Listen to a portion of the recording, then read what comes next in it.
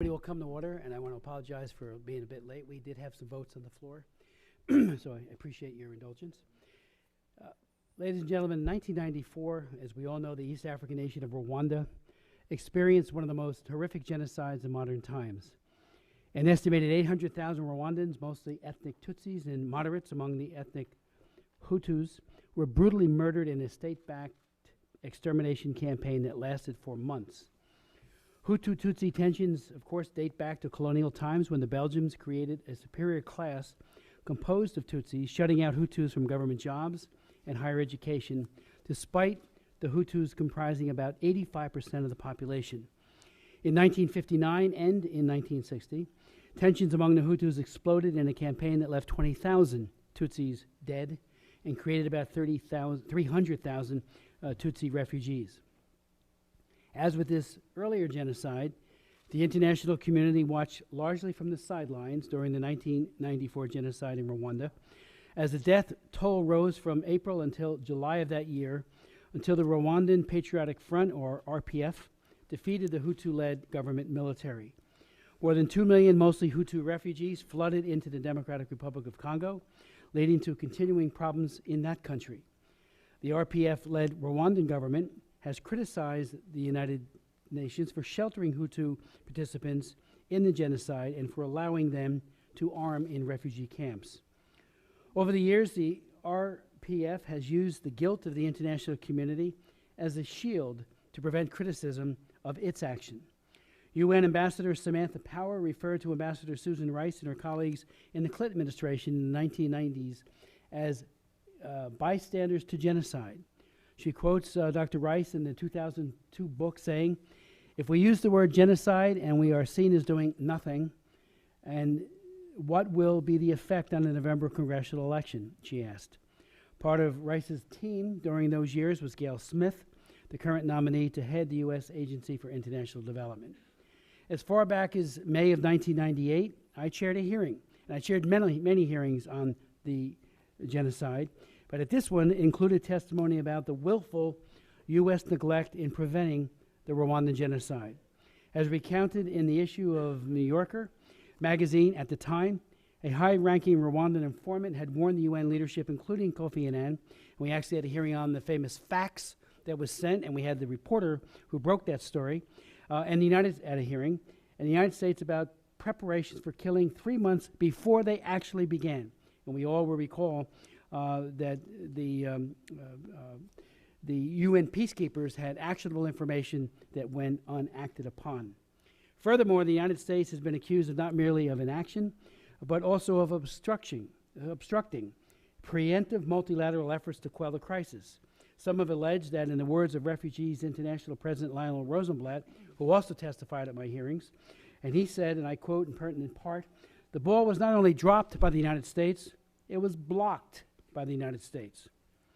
Paul Kagame, now president of Rwanda, was hailed as one of Africa's new leaders by Dr. Rice and her team during the 1990s, and there has been no apparent change in their high opinion of him since then, despite what Deputy Assistant Secretary Robert Jackson describes as several public administration statements related to human rights concerns and the ongoing dialogue with the Rwandan government. Matter of fact, Secretary Jackson, I'm very glad that you very clearly and unambiguously point out that activities that are seen by the government as possible threats of national security or the political dominance of the government RPF are often met with intolerance and harsh punishments.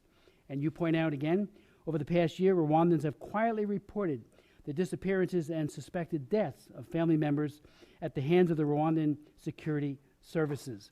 These reports, as you go on to say, come from a wide cross-section of Rwandan society, cutting across geographical, socioeconomic, and ethnic lines. In the Human Rights Report, it is clear, a little bit ambiguous the way it's written. It says there are fewer reports of disappearances and politically motivated abductions or kidnappings than in previous years. But local human rights organizations ceased investigating disappearances in 2012 after reporting pressure from the government officials, including threats and allegations of treason. President Kagame, I would go on to say, has been considered a hero on the international stage and has long been immune and I say this regrettably, to public criticism. However, human rights reports about abuses in Rwanda have grown over the years. And as I just quoted, there was much been said by our Assistant Secretary and others within the administration. In recent years, there have been credible reports that the RPF government has commissioned assassins to kill dissidents living in exile who criticize the government or attempt to form political associations or parties. Several years ago, our committee chairman, Ed Royce, and I were told face-to-face by Paul Rusena of Hotel Rwanda fame that the Rwandan government had targeted him and was behind several attempts on his life in Belgium. I mean, people can snicker and laugh, but frankly, he told us that, and he was very worried about his own personal safety. In early 2014, former Rwandan intelligence chief Feldstein, who had been living in exile in South Africa, was found murdered in his hotel room in Johannesburg.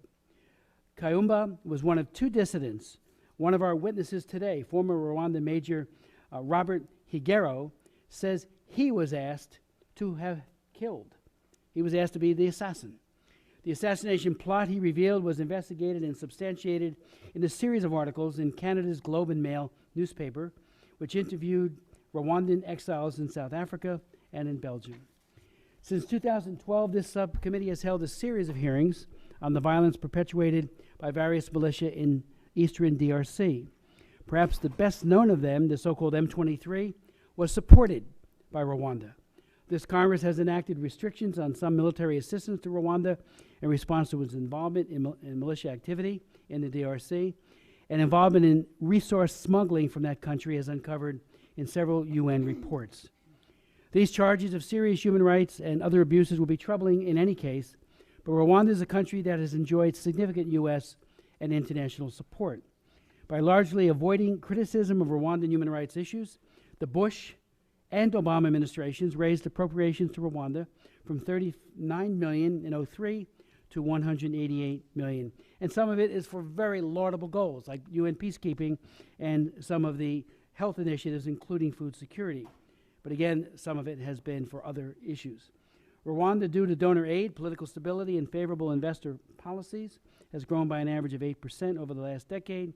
Yet donors began reducing or redirecting funds in 2012 because of Rwanda's role in supporting M23. The growing reports of human rights abuses also are leading to caution among donor nations about directly supporting the Rwandan government. And this hearing is going to focus on that. We have two very distinguished witnesses I will introduce shortly. I'd like to yield to our distinguished ranking member, Karen Bass. Thank you, Chairman Smith, for your leadership and for holding today's hearing on developments in Rwanda, providing us with the opportunity to discuss the nation's challenges. While Rwanda is geographically a small nation, its condition and role in the stability of the Great Lakes region is critical. I'd also like to thank our distinguished witnesses today, including Ambassador Jackson and Steve Feldstein from the Department of State, as well as several members of the Rwandan diaspora and the international human rights community. I look forward to hearing your varied perspectives on both the successes and challenges of developments in Rwanda. As I often say, Mr. Chair, there's lots of challenges on the continent of Africa, and I'm always concerned that focusing on those challenges, while very important, it's also important to talk about where there have been some developments. And part of the irony of Rwanda, in just 2 decades since the tragic events of the 1994 genocide, the economy has been a bright spot on the continent and has maintained steady growth every year. According to the World Bank, Rwanda is on track to meet most of the MDG goals by the end of 2015. And I know reports are that the poverty rate has dropped. From a business perspective, Rwanda is often considered one of the easiest places to do business in sub-Saharan Africa. One of the things that has always been interesting to me, as I have received many international delegations and many delegations from Africa, is Rwanda has made incredible strides in empowering women to occupy seats in government. In recent years, the parliament has grown to include almost 2/3 majority of women as they hold 64% of the seats in parliament. But with all of this, the Rwandan government has also faced accusations from many in the international community of being authoritarian and heavy-handed in its repression of dissent and political opposition. This repression has included threats to journalists, detainment of political opponents, and even the killing of political dissenters. In view of both the spectacular economic and development gains in Rwanda and the international community's concerns over human rights and freedom of speech, association, and assembly in the country, I hope that today's discussion will help to illuminate the challenges in Rwanda and also perhaps provide a pathway forward for where U.S. foreign policy should go. And I yield back. Thank you, Ms. Bass.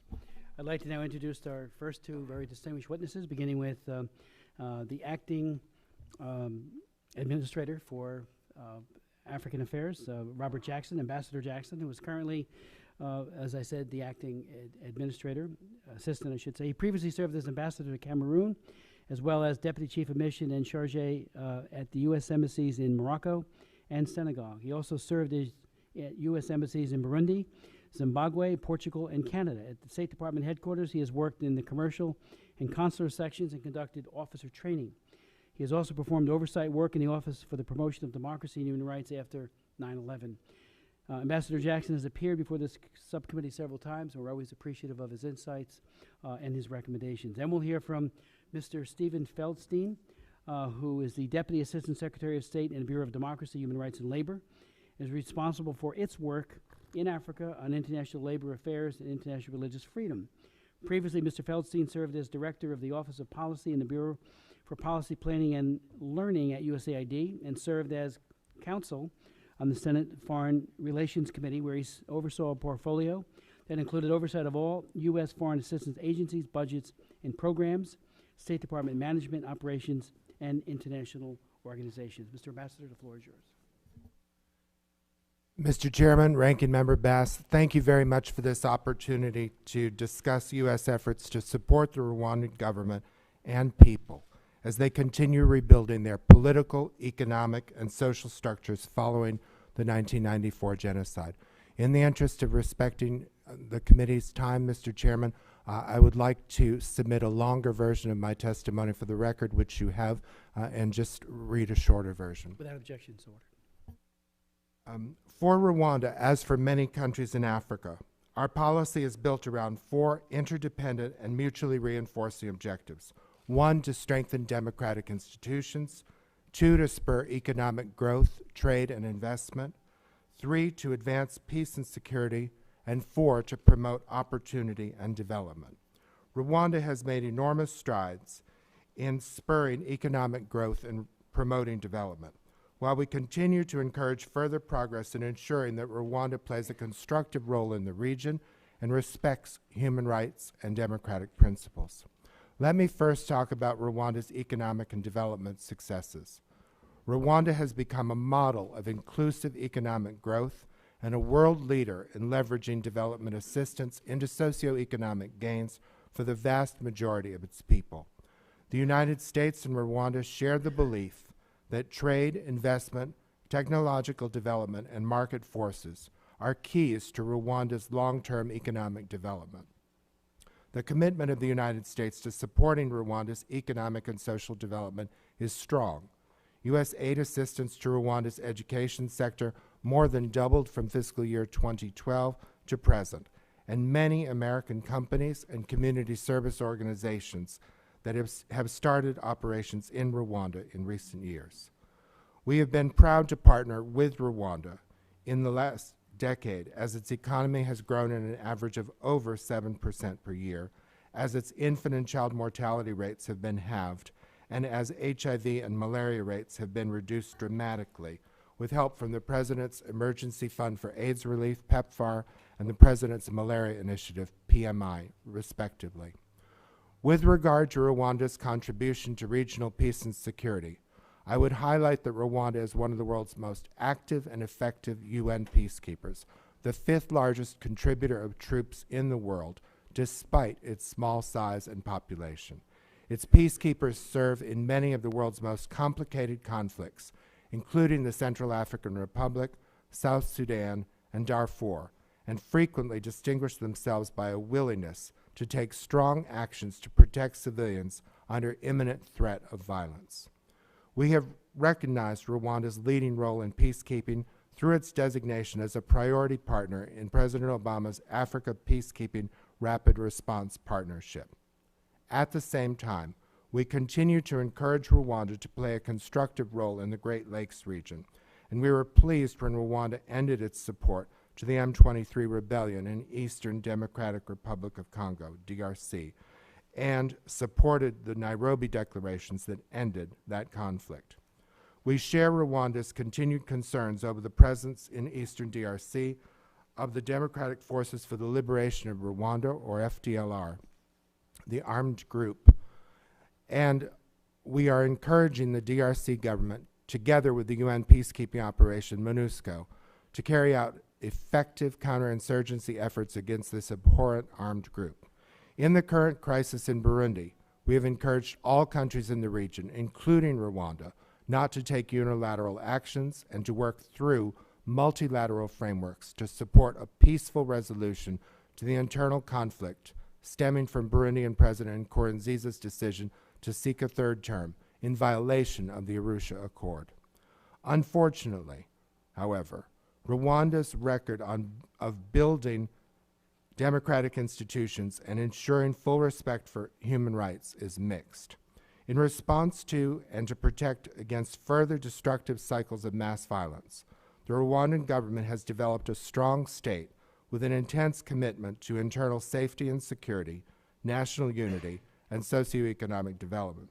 As a result, on the positive side, Rwanda is a country with low corruption and a strong record for combating not only corruption, but demanding high accountability and performance from its public officials, as well as ensuring prosecution for those who break the law. Violent crime rates are extremely low and have been dropping consistently over the last decade.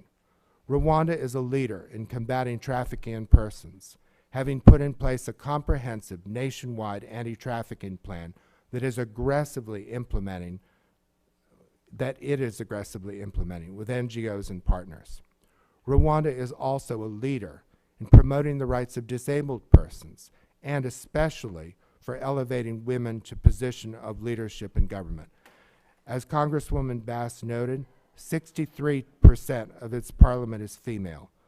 Thus, Rwanda boasts the highest number of women lawmakers anywhere in the world, and the rights of LGBTI persons are respected. There is also another side to the security coin, however. Activities that are seen by the government as possible threats to national security or the political dominance of the governing Rwandan Patriotic Front, or RPF, are often met with intolerance and harsh punishment.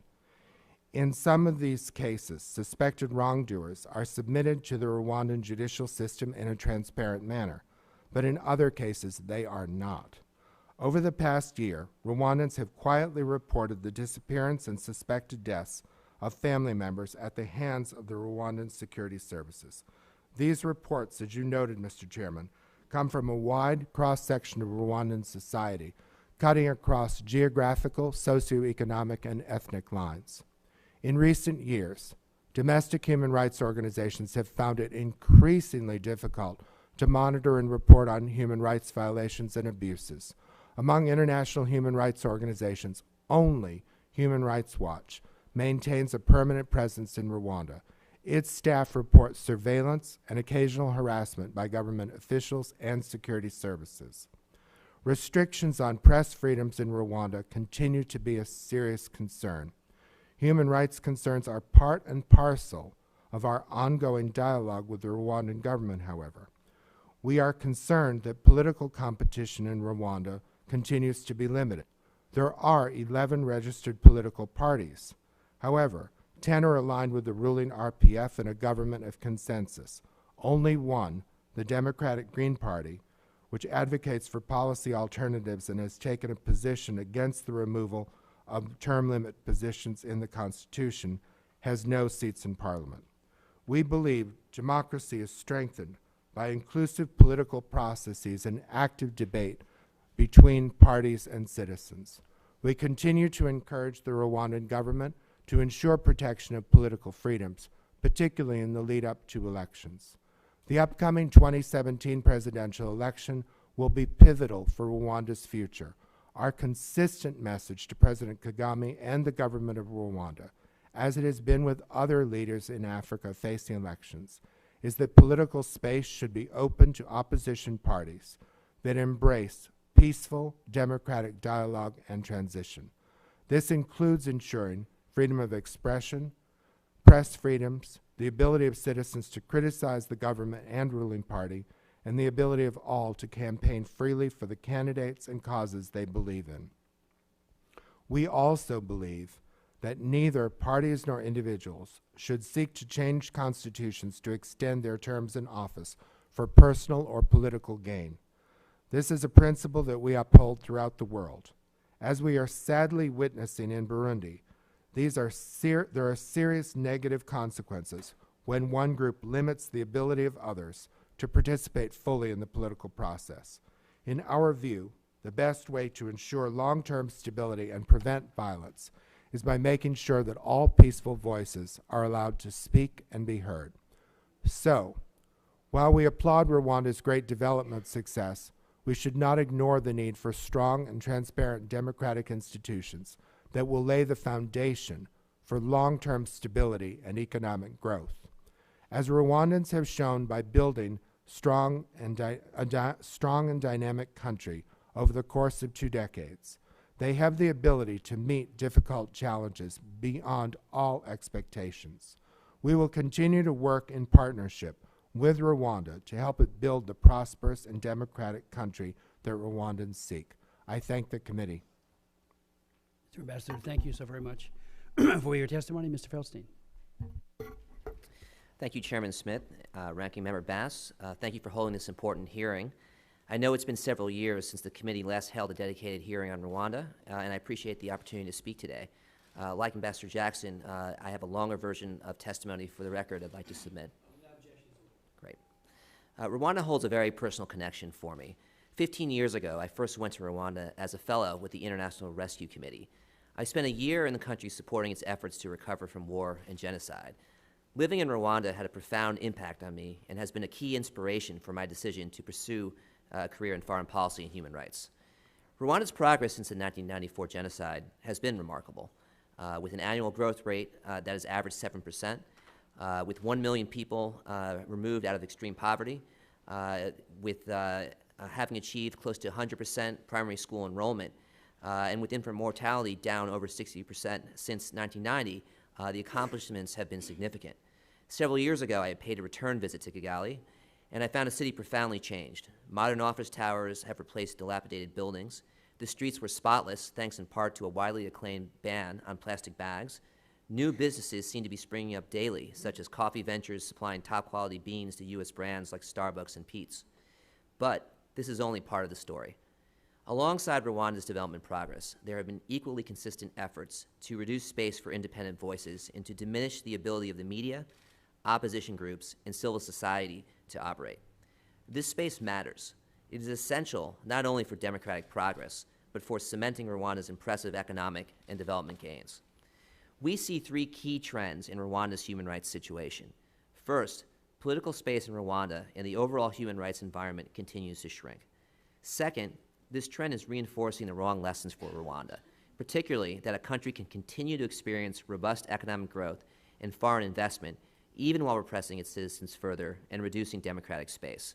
This is not a sustainable path. At some point, if unchecked, human rights violations will begin to affect Rwanda's economic performance, stability, and foreign investment.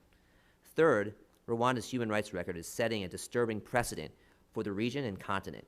Other countries are carefully watching Rwanda's model of economic liberalization and political repression. My counterparts frequently point to Rwanda and question whether protecting the rights of their citizens matters if they can achieve substantial economic development. The answer, of course, is that protecting the rights of all of Rwanda's citizens and residents matters immensely to Rwanda's long-term stability and prosperity, to its continued positive economic trajectory, and to whether other countries recognize they can follow a similar path to greater prosperity. Rwanda can be a model for the region, or it can slip backwards over time, never truly fulfilling its potential. We have articulated our concerns about Rwanda's human rights record for many years directly to Rwanda's senior leaders, including President Kagame. And we have highlighted Rwanda's deteriorating situation through the State Department's annual human rights report.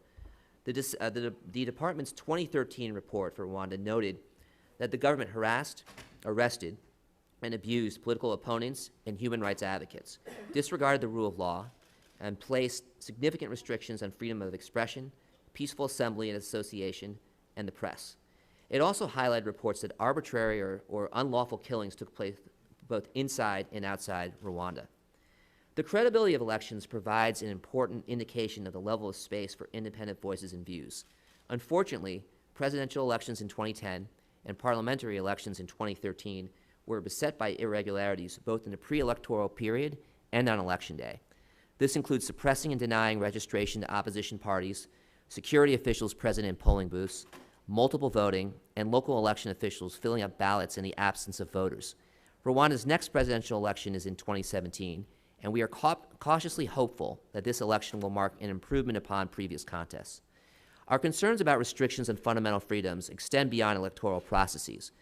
The U.S. has expressed deep concern about the arrest and disappearance of dozens of Rwandan citizens, as well as credible reports that individual journalists are being threatened and sometimes directly censored. Rwandan journalists routinely self-censor their work, and some journalists have been detained or threatened for reporting deemed to be critical of the government. Last year, the Rwandan government shut down the BBC Kinyarwanda broadcast because of a controversial documentary about President Kagame and the genocide. We are concerned that since establishing the Rwanda Media Commission as an independent body, the government has interfered with its work, undermined its role as the sole regulator of media content, and at times threatened commissioners. We are also deeply troubled by what appears to be politically motivated murders of prominent Rwandan exiles. This includes the December 2013 killing of former Rwandan government official Colonel Patrick Karegeya, who was found dead in a hotel room in South Africa. Months later, armed men raided the South African home of former Rwandan Army Chief of Staff Kayumba Nyamwasa, who had been previously targeted for assassination attempts. President Kagame's 2014 statements about consequences for those who betray Rwanda has further heightened these concerns. Also of deep concern are dozens of corpses, some bound and wrapped in sacks, that appeared in Lake Rweru along the border between Rwanda and Burundi in 2014. 4 of those bodies were recovered and buried in Burundi.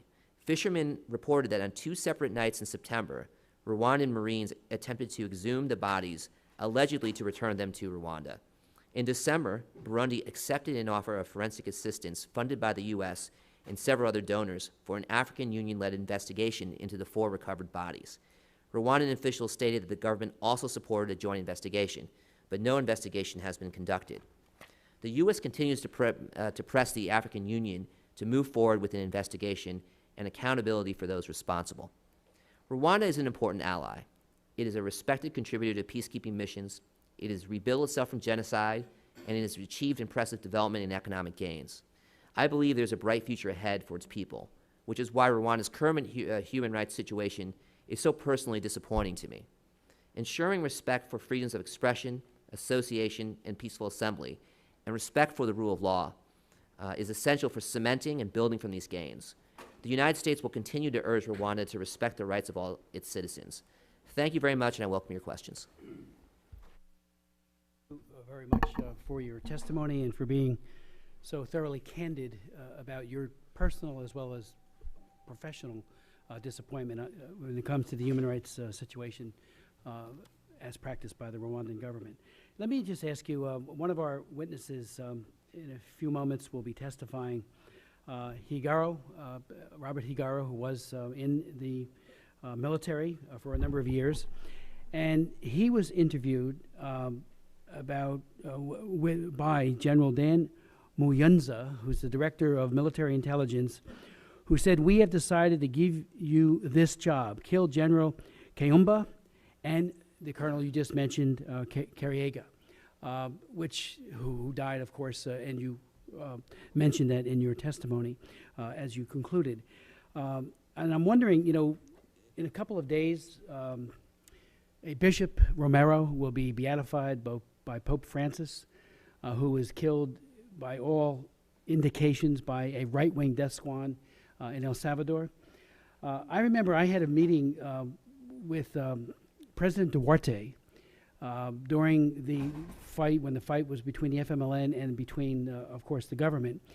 And I, for one, was one of those who believed passionately in strong human rights conditionality, and it was contrary to the Reagan administration. They didn't want it. And I asked President Duarte about that, about the conditionality. And frankly, in an absolute moment of candor and refreshing candor, he said, keep the human rights conditionality. Because there were people, I gleaned from that conversation, even within his own government, that he did not have confidence or trust for. But there's concern that when it comes to Kagame, how high up does this go? Does it go to his level?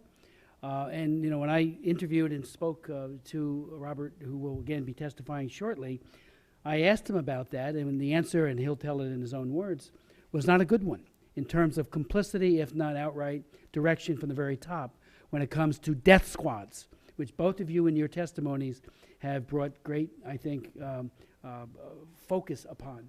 And I thank you again for that candor. You know, it is great to be providing troops for peacekeeping, and it is great to be doing an economic model that seems to be flourishing for some. But I think, as you pointed out, you know, the human rights record is setting a disturbing precedent for the region and the continent. That's very much of an indictment. What we all hoped would be a turning of the page seems to be turning in the opposite direction.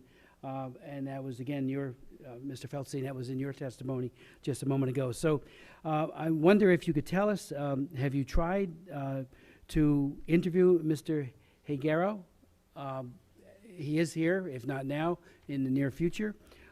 He certainly has been very prominent, and I think he lives in some concern of a potential death squad coming after him, and I say that with great sadness. The others that you mentioned in your testimony, Mr. Ambassador, which I thought was excellent. We expressed concern in January of 2014 about the succession of what appeared to be politically motivated killings of government critics in exile. And then you went through a whole long list. I'm wondering, when we raise that with Paul Kagame, what is the response? Is it denial? Is it, you know, we are committed to tracking down who committed these extrajudicial killings, like in South Africa when they track the colonel down? What has been the response, and could you provide those responses for the record if you don't have it with you today? I'd love to see them. And how high up does it go? I mean, death squads are death squads, and when people are killing critics, we have to be absolutely clear that there is a penalty from our point of view to that kind of behavior. Mr. Ambassador. Thank you, Mr. Chairman. Allow me to address your second and third questions. As for Mr. Higuera, the State Department has certainly had contact with him. He's well known, and we will continue contacts with him. As for President Kagame's... Before you go off, yes. Leave that. Did you find him credible? Were you able to take any of that information? Was it actionable? He has tape recordings that he shared with the global, a Canadian newspaper, which seems to make a very clear case that they attempted to hire him to do an assassination. He turned it down, not just one but two, again, putting his life at peril. Did you hear those recordings yourself? I have not heard the recordings, Mr. Chairman. And Is anybody at State? I believe people at State have. Mr. Feldstein may have more information about that.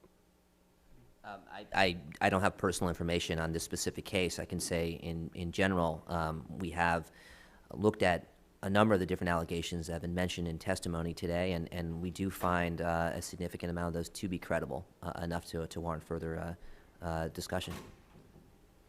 What is the response when you from Paul Kagame? So I think President Kagame has been very clear in his public and private statements, and they've been consistent that he's very concerned about people who he sees in opposition.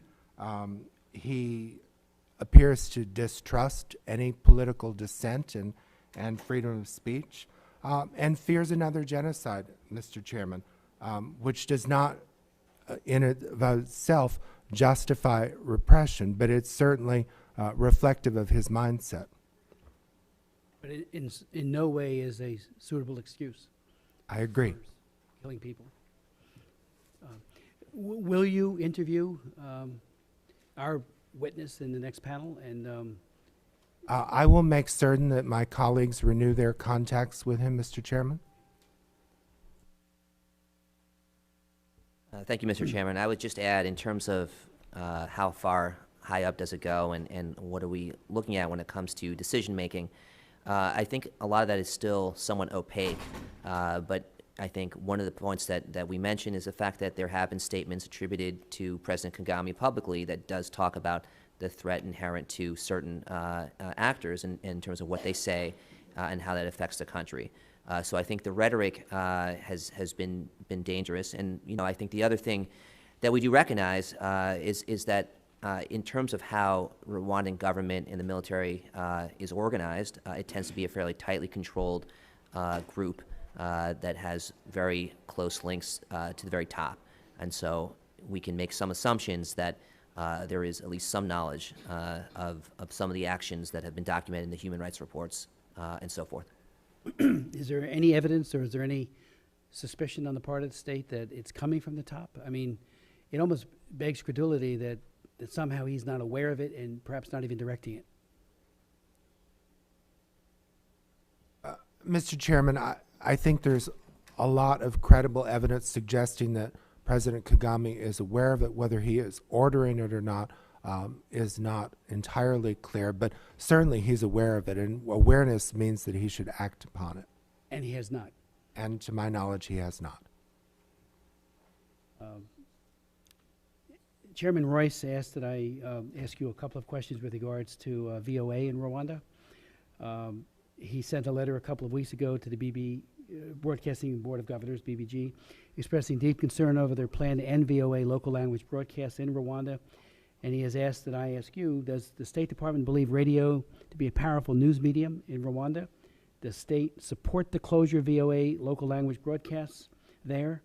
And do you believe the remaining broadcasts in English and French will reach a broad audience given the fact that large majority still speak Kinyarwanda? Mr. Chairman, the State Department strongly supports continuation of the broadcasts in Kinyarwanda and Kirundi.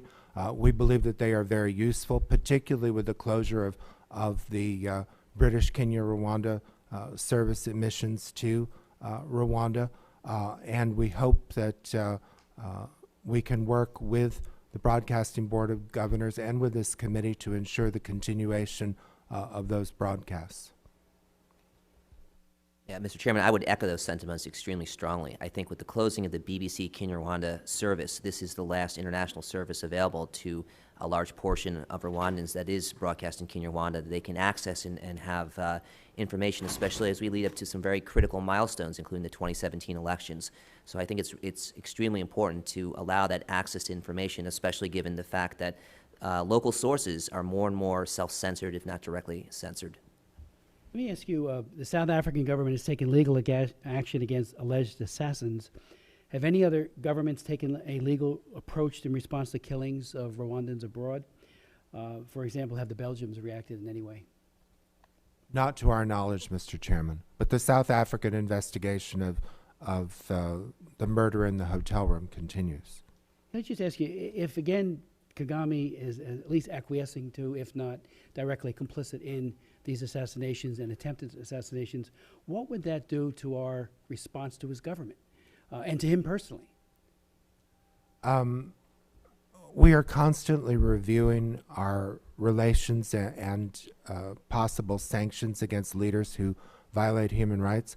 And Mr. Chairman, I want to be on the record saying that in terms of our cooperation with the Rwandan Armed Forces and Security Services, we ensure that they are vetted in compliance with the Leahy laws for not having committed gross violations of human rights. But how does that pan out when the Director of Intelligence and other high-ranking military people appear to be complicit in these killings? The appearance of complicity is the issue, Mr. Chairman, and we're continuing to look into it.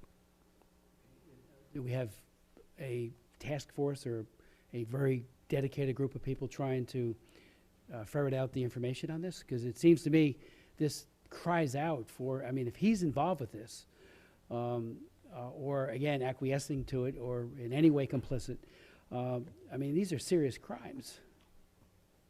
Yeah, Mr. Chairman, I think in terms of at least how the connection between the allegations of gross violations of human rights and the assistance that we provide to armed forces, we go through a very stringent vetting process. Every name that either potentially will receive some type of assistance or units that will receive assistance go through a screening process that's done by a team of people, both through Post as well as in Washington. It goes through a database, and so far the names that have been submitted have proven to be clean. I do think that when it does come to some of the allegations that are mentioned, I don't think they extend extremely widely into the broader armed forces. Okay. Yeah. No, I'm sorry. I do think that they tend to be probably more localized in a smaller cohort of people.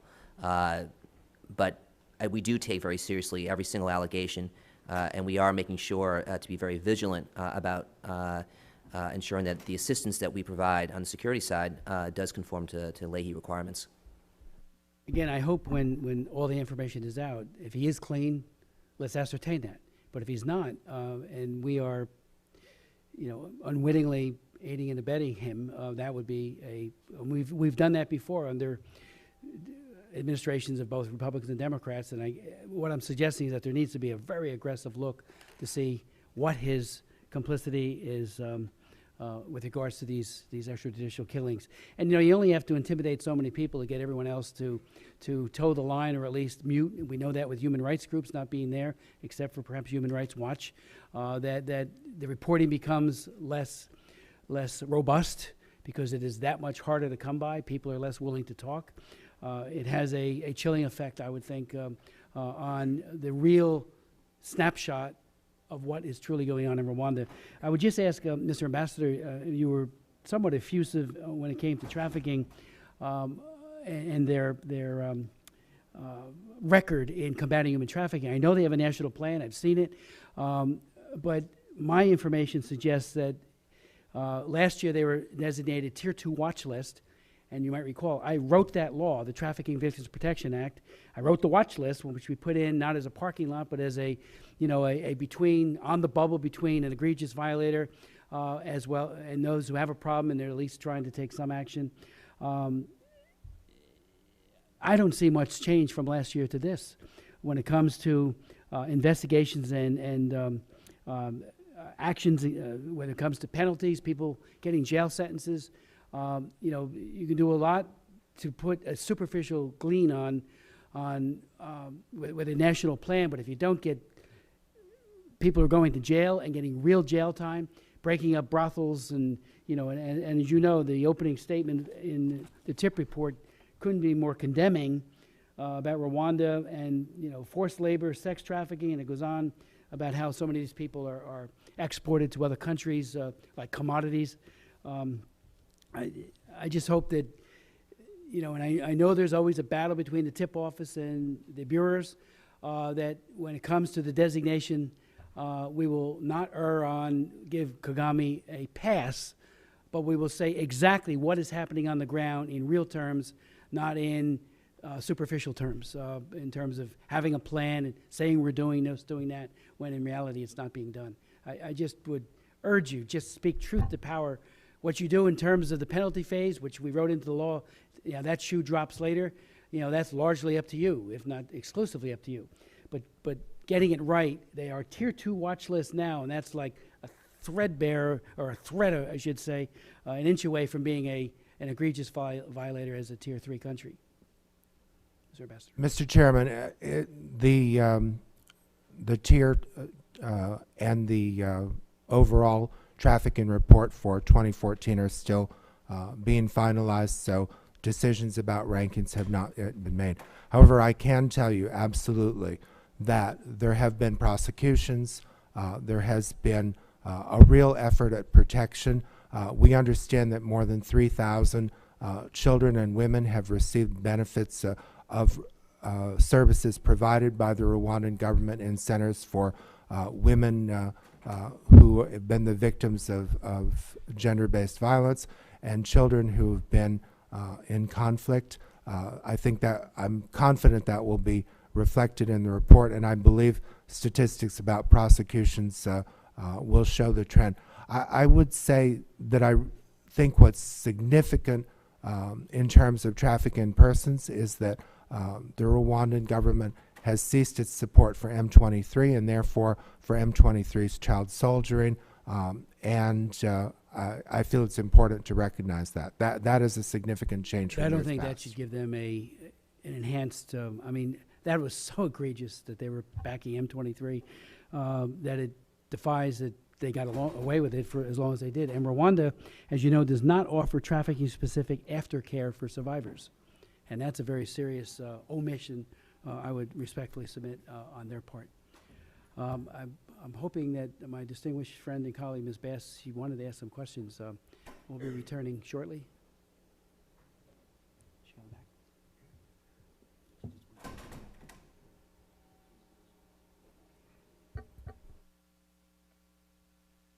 Again, just to reiterate, in a way, you will interview, I hope,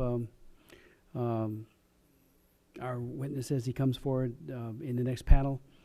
And if you could get back to us what Kagame's reaction to our protests, and I assume demarches, and have we gotten to that point where we demarche him on the extrajudicial killings? Have we made I mean, how have we conveyed our displeasure over these killings, assassinations? Mr. Chairman, I was in a meeting with President Kagame last summer on the margins of the U.S.-Africa Leaders Summit. I can assure you that we raised our human rights concerns with him forthrightly. And did we do it with specific names of murdered individuals, and for a clear explanation as to what their understanding of it is and whether or not they were complicit in any way? I expect a denial on the complicity part, but you know, it's not until certain colonels and certain people are being indicted and convicted that we can take seriously that they are against extrajudicial killings. And that's exactly what we argued in the 80s with the FMLN and the Duarte government. Okay, where are the convictions? How many people have you grabbed and put behind bars for slaughtering people, including Archbishop Romero? And my understanding is the killers have never been found in that case. So do you get down to that level? We do not usually get to that level, Mr. Chairman. However, the Human Rights Report documents in great detail individual cases, and I will defer to my colleague here about the release of the next Human Rights Report, but I believe it's imminent. Yeah, we intend to make an announcement, I think, in the next, in a short period about the release of the Human Rights Report. Really, at this point, it's just been a matter of finding the right moment in the Secretary's schedule to allow that to happen, Right. given the importance that we place with having him actually deliver this year's report. And could you give me your assurance that you will interview Mr. Higuero and have your relevant staff, if necessary, listen to those recordings because they're devastating? Yeah, absolutely. I will take that back to my colleagues, and we'll make sure that they connect with them. Ms. Bass. Thank you very much, Mr. Chair. You are probably aware, Ambassador Jackson, that a few weeks ago I was involved along with Chairman Royce and probably Chairman Smith as well in expressing concerns over the VOA.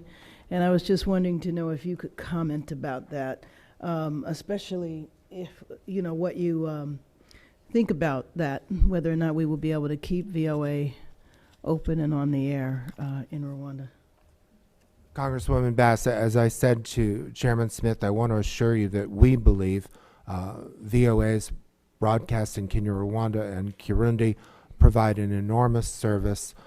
They are the only source of outside information in local languages for many of the people who listen to them, and we strongly support their continuation. Well, with that, maybe you could talk about kind of where we are in our relationship with Rwanda, the thrust of U.S.-funded programs to increase civil society. What is the dialogue? I mean, it's often said in these hearings that we send messages to the government about one subject or another, but it's not really clear what the response back is. And I believe Chairman Smith was asking you questions along those lines when unfortunately I had to leave. But it's one thing that we send messages. What are the messages back? So for fiscal year 2015, we've set aside $2 million for programs on rule of law and civil society strengthening. And so tell me what that means. Give me an example. So I don't know. Let me give an example from another country because I don't have the facts for Rwanda in front of me.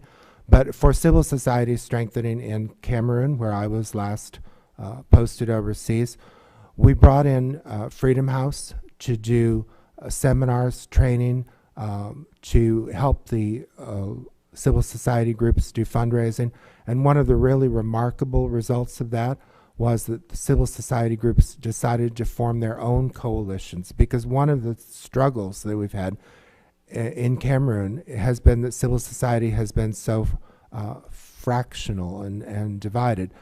So our goals in these programs are to bring people together to advocate for common causes, and I would envision the same type of program in Rwanda. As for rule of law programs, across Africa, we're working with judiciaries to help them to be stronger, more organized, more independent. And Is that accepted in Rwanda? I'd have to get back to you on that. And I'd like to defer to my colleague on some of DRL's programming, if I may. Thank you, Congresswoman Bass. I would also have to defer in terms of the specifics of the Rwanda program, but we do have a couple different things that we use that are applicable across Africa. These include specific human rights defenders programs that when there are dissidents or activists under duress, we're able to provide needed assistance to help them find safe space. We also have broader civil society strengthening programs. That means trainings outside of the country as appropriate in case to help build their capacity and ability to exert leadership at the right moments. I think one of the challenges in Rwanda, as I mentioned, and as we document in the Human Rights Report, is that they have fairly restrictive NGO registration laws. They watch very carefully the activities of different civil society groups. Anytime a group moves across a sort of an invisible line when it comes to political activity or human rights activity, there tends to be a pretty stern, quiet reaction. And so that has really led to a chilling effect when it comes to the ability of civil society to operate in a free and fair manner. Now, I think there is a broader amount of space available for service provision NGOs who do more development and humanitarian assistance work, and I think that's something that is a positive. But on this sort of more political human rights front, we've had a lot of problems in terms of finding groups that we can work with who aren't subject to the type of restrictions I mentioned. Can you describe some of the service programs that we fund in Rwanda? There's a range of those, and I would defer that more towards colleagues at USAID in particular, but in my prior experience, I know they range from health programs to agriculture to other of the sort of standard run of development programs that USAID oversees. So what about our security assistance to Rwanda, specifically? Let me address that, Congresswoman Bass. So our security assistance is primarily in terms of peacekeeping training and support for Rwandan peacekeeping. Rwanda is involved in 8 peacekeeping operations with over 5,500 soldiers and police involved in those operations. We, you may recall, suspended at the direction of this Congress our international military education and training programs in 2012. The plan is to resume those this year, but so our security assistance has been focused on supporting Rwanda's deployments in peacekeeping What operations. are we resuming this year? International military education and training. What does that mean? So this is primarily bringing officers and enlisted men from Rwanda to the United States for specific training programs. Yeah, that's one of the things that's always confusing to me about our policy, because, you know, we're going to criticize the government for their human rights record, and then we're going to train their military. So, you know, it's like, which one is it? I respectfully submit that you need to do both. And it's important to train the military in order to make sure that they do not commit gross violations of human rights and that they are effective peacekeepers. Yeah, it's just that it seems like some of the time it doesn't turn out that way, right?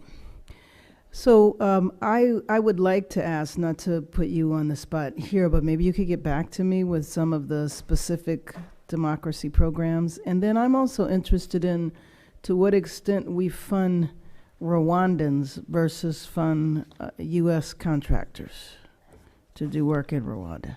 How much of it goes to NGOs that Rwandans run? I will have to get back to you on that. No, that's what I was asking. And I know that you don't know that now. You made reference, I believe, Ambassador Jackson, in your opening remarks to Burundi, and I was wondering if you could expand on that in terms of what is happening, obviously in relation to Rwanda. But I don't remember exactly what you said. I want you to expand on it. So in Burundi, we see protests continuing following the coup attempt. The protests have now gone on ever since President Nkurunziza's party nominated him for a third term, and he I'm sorry, I don't think I was clear. I was meaning specifically Rwanda's role. I'm familiar with what's going on. Rwanda's role in Burundi has been very constructive from my point of view. President Kagame has been very outspoken about the need for President Nkurunziza to respect the Arusha Accord, and Rwanda has been very welcoming to refugees. President Kagame has participated in the meetings with other regional leaders to attempt to persuade President Nkurunziza to restart dialogue with the opposition and create an environment that will be conducive to free and fair elections. And by the way, the general that attempted the coup? General Niambari's whereabouts, as far as I know, remain unknown. Was he one of the ones we trained? Pardon? Was he one of the ones we trained? I'd have to get back to you. I'm not aware. Okay, thank you. Follow up on my friend's question. With IMET being resumed or in the process of being resumed, again, Robert Higero today will testify and will reiterate what he has said before, that the Director of Military Intelligence, Colonel Dan Munyuza, was the one who, and he's got this on tape, said, "We have decided to give you this job. You have to go to South Africa and take out General Kayumba and Colonel Karegeya." Now, my question is, when we're doing training, and as you said, it's officers as well as others, will this man be left out of that training? I mean, it seems to me that if this is true, he ought to be indicted for conspiracy to commit murder. Is that on your radar screen? Do you know this man, the colonel? Thank you, Mr. Chairman. I think this is one of those cases that it precisely falls into the Leahy vetting requirements. So for anyone who would be submitted by the Rwandan government for participation in the IMET program, we would extensively go through all the different allegations that are there, different public accusations and so forth, assess the credibility, and then make a determination about whether this person would be barred or not by law. I think with a person like this who is so publicly connected to some of the allegations that we've discussed, I would assume that that name wouldn't come forward in any way. Let me ask you, if I could, is Colonel Dan Munyuza, do you know of him? He's the Director of Military Intelligence. It's a name I'm familiar with. I haven't What's your personally take met on him. him? Is this a credible allegation? I think He's the one on the tape who is saying, and the BBC carried this, and of course the Canadian newspaper, that we can listen to it if you'd like, that he was trying to hire Higero for this assassination. I think the allegations carry a lot of weight. I think when it comes to the investigations taking place in South Africa related to this incident, we're waiting to see where the judicial process But again, goes. what are we doing regarding this man? I mean, does our military intelligence, does our State Department interface with him as well? I mean, if he is an alleged killer, an assassinator, or at least someone who puts people up to it, what is your view of this man? From a democracy standpoint, I have not had any contact with him, and I couldn't answer for other colleagues on that. I'm not sure. Mr. Jackson? I have not had any direct contact with him, and given the nature of our training programs, I would have to get back to you to see if there is any contact, Mr. Chairman. Could you? It's very Yes. important. We will make that a part of the record. Okay. Ms. Bass, anything else? No, thank you. Hey, thank you very much, gentlemen. We'll have some additional questions, so we'll submit for the record. But it is disconcerting to me that Director of Military Intelligence has made these kinds of allegations, have allegations pending against him, and, you know, you have to get back to me on that, back to us as a committee. I wish you would have known that. And I wish something would, you know, if it is true, and maybe it's not credible, but, you know, it would appear that when you get a phone message and it's recorded, we have methods and ways to ascertain whether or not it's an accurate tape recording. So please get back. I'd like to now welcome our second panel, and thank you again, gentlemen. Beginning with Mr. David Himbara, who is an educator, political economist, and author currently working as a consultant, focusing on African economic reform. A Rwanda native, Mr. Himbara spent a total of 6 years working for President Paul Kagame as head of strategy and policy in the Office of the President and the principal private secretary to the President. Tasked with improving national competitiveness, Mr. Himbara spearheaded efforts that ultimately improved Rwanda's ranking in the World Bank's annual Doing Business report, from 143rd to 67 out of 183 countries. Prior to his time in Rwanda, he was based in South Africa working pardon me, as a private consultant. But then hear from Major Robert Higaro, who served as an officer in the Rwandan military from 1990 to the year 2010. Major Higaro ran several training operations and commanded troops in the Democratic Republic of Congo and the African Union's peacekeeping force in Sudan, among other missions. Last year, the, the Canadian newspaper The Globe and Mail reported that Major Higaro was one of several men hired to assassinate Rwandan dissenters living in exile. Despite living in exile thousands of miles from Rwanda, he remains concerned about his own security and believes that he is being hunted. We'll then hear from Mr. Willis Shalida, who is a Rwandan-American freelance photojournalist and writes about African affairs. In 1999, on the 5th anniversary of the genocide against the Tutsi, he wrote an opinion editorial that was recognized by the San Francisco Chronicle as the best national opinion editorial of the year. He is a retired special investigator from the California State Bar.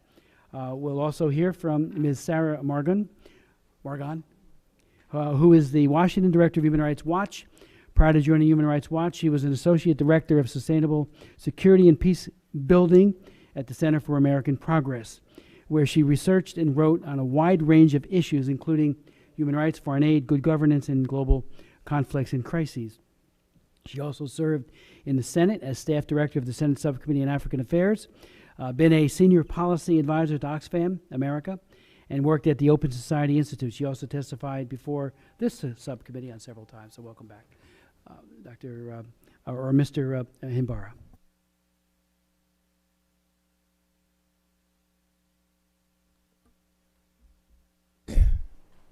Thank you, Mr. Chairman Smith.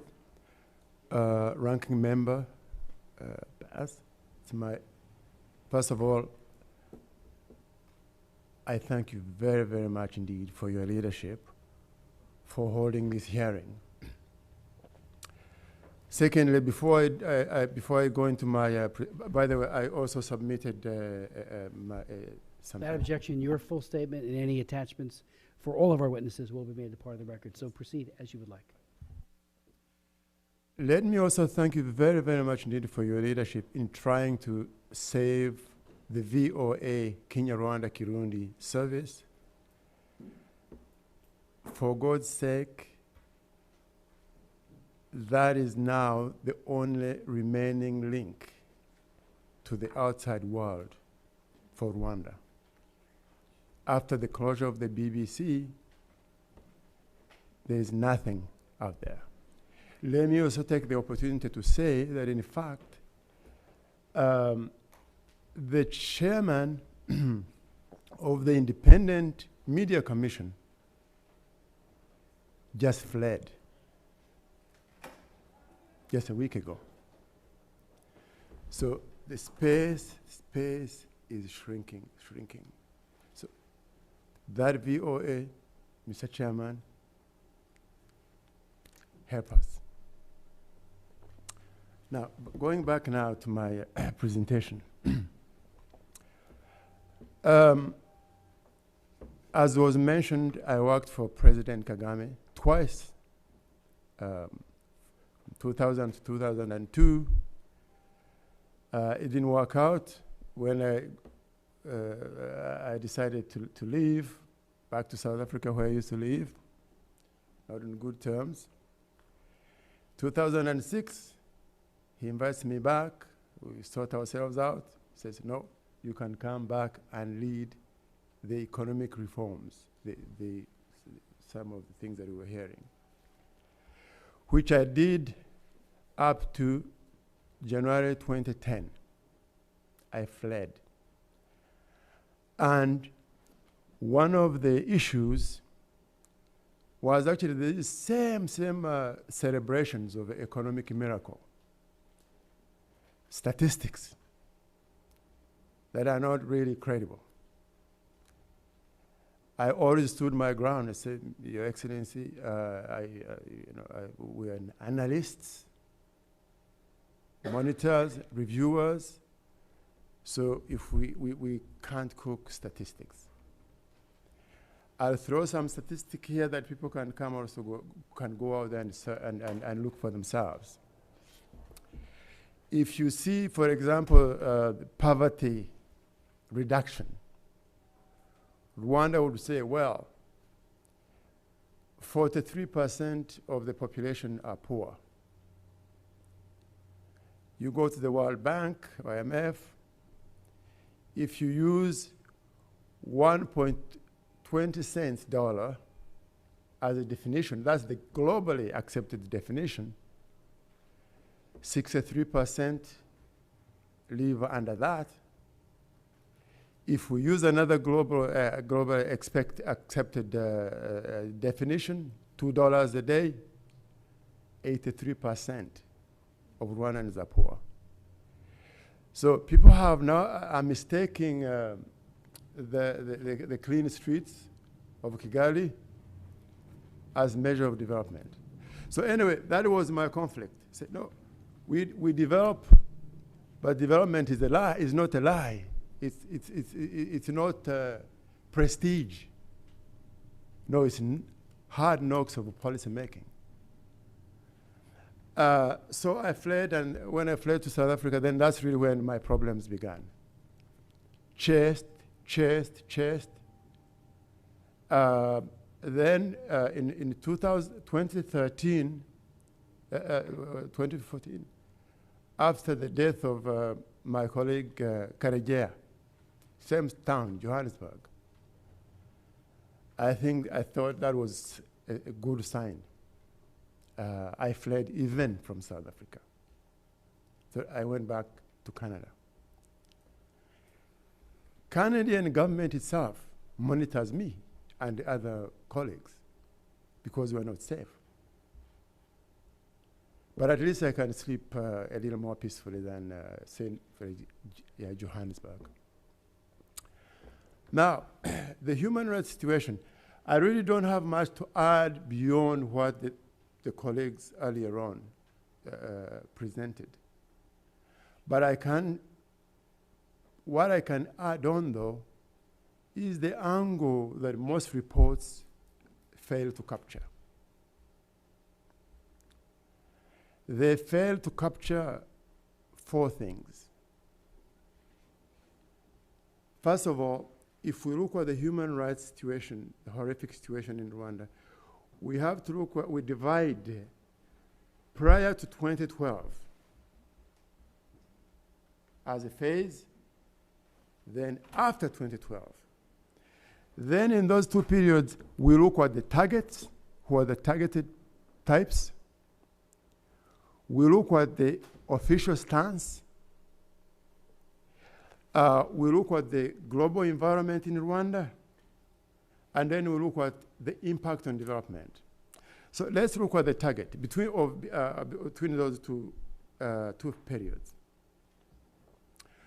Prior to 2012, the targets for harassment, imprisonment, or even killings, like political opponents or media. So individuals like Victoire Ingabire, Dio Mushahidi,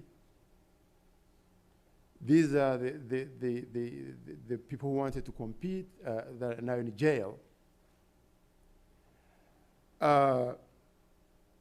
We look, in terms of killings, we look at people like Seth Sendashonga. We look at the opposition leader basically beheaded in 2010. The media types, editors. So really, that period, the targets are clear and predictable. It's either political or media types. But now, when we go now into post-2012, it's no longer just that. No. 3 months ago, President Kagame's personal doctor, Dr. Emmanuel Gasakure, shot in the police cell, killed. Gustave Mokononi, this is the coordinator for Transparency International, strangled.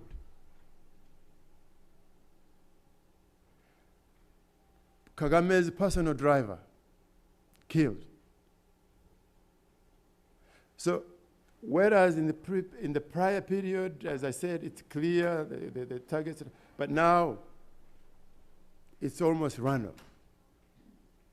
Okay, now, number two, the difference between the two periods. Prior to 2012, the official stance or the official attitude was deny, deny, deny. Post-2012, it's celebration. President Kagame himself, after Karegeya died, said, no, we did not kill him, but I wish we did. Moreover, people like him, it's only when and how. Of all places, that was stated in breakfast prayer in Kigali. Then, few months later, again, the President Kagame said, oh, those people who are making noise about the human rights. No.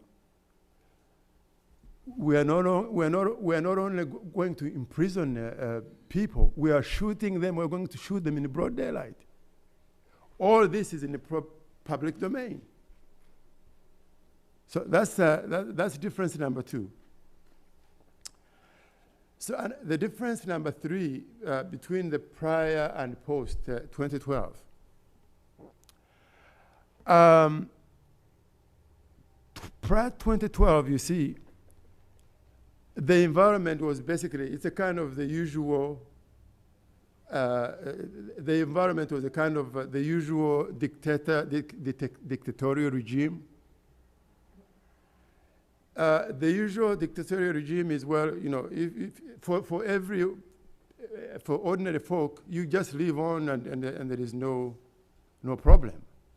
The people who have problems are those high up in politics. But you see, this is no longer the situation.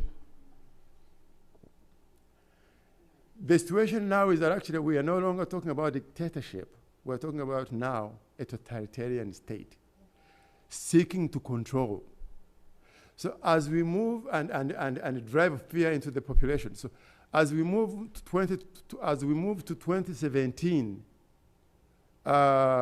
with this business of constitution, the villages, the towns, they are being forced to sign up to say, hey, we want a constitutional amendment. So what you're going to see there in Rwanda is not people demonstrating against the third term, but rather people demanding that the man stays. It's orders.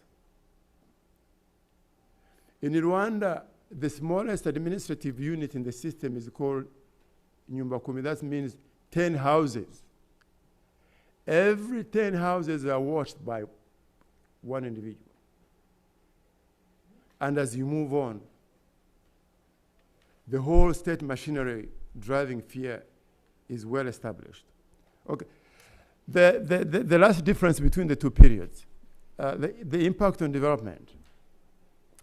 Again, you hear how Rwanda is a great success story. Prior to 2012, you see, underground, the government was grabbing business. Not on surface. You wouldn't know it. Well, even American companies like Chevron, property grabbed. But those was kind of underground. But no, now in this current period, there is no apology for grabbing business. A $20 million mall, UTC, in the center of Kigali, is grabbed. And because the owner does not live there. It's as if it's like it's like saying, so in the UK, if I say, well, since Bill Gates does not live in the UK, we are grabbing Microsoft. It's pure madness. So it's that environment then that really it's anti-developmental. So let me now conclude. We thank you again for holding this hearing. We thank you for fighting for the VOA. But also we encourage you that we take this, I saw those hard questions you were posing. So I think we need to keep on that, perhaps even think of a congressional resolution that can seriously have an impact on policy change towards Rwanda. I thank you very much. Thank you so very much for your testimony. I'd like to now, Mr. Higaro, if you would proceed. Chairman Smith, Ranking Member Bess, members of the subcommittee, ladies and gentlemen, good afternoon. I think my name has been mentioned several times. I'm Robert Higiro. I was born in Uganda because my parents lived there after being forced out of Rwanda in 1959. So I share the same background with the president because he was also raised in Uganda as a refugee. I was part of the force that seized control of Kigali in 1994, which actually led to the falling of the former Hutu regime and brought an end to the genocide in Rwanda. I did work for 2 decades with the Rwandan military and served in different capacities. I had 2 tours as a peacekeeper, one with the African Union, the initial launch of Darfur peacekeeping, and another one with the United Nations African Union hybrid mission, which is still ongoing. On returning home, that was 2010, I only found that I had been decommissioned and out of job. What that means in Rwanda is that no single investor or businessman is going to work with you because it means you are disfavored from the system. So as my colleague just mentioned, it's a controlled business environment. So I went to Uganda to pursue business opportunities. But not so long, I was summoned back to Rwanda. And I was questioned about my links with the former Army Chief of Staff, General Kayumba Nyamwasa, and former National Intelligence and Security Chief, Colonel Patrick Karegeya. These two officers had, of course, fallen out with President Kagame and had fled to South Africa. This happened to me, but even to other many officers. The most recent examples are Generals Tom Byabagamba, who actually spent the whole of his struggle since 90 to recently in 2010, I think 12, looking after Kagame, protecting him. He was a deputy sector commander in Southern Sudan as a peacekeeper. When he got home, he was taken straight to prison. Same happened to General Frank Rusagara, military attaché in the United Kingdom. After his services, straight to prison. David Kabuye served for a long time, straight to prison. And many, many, many others.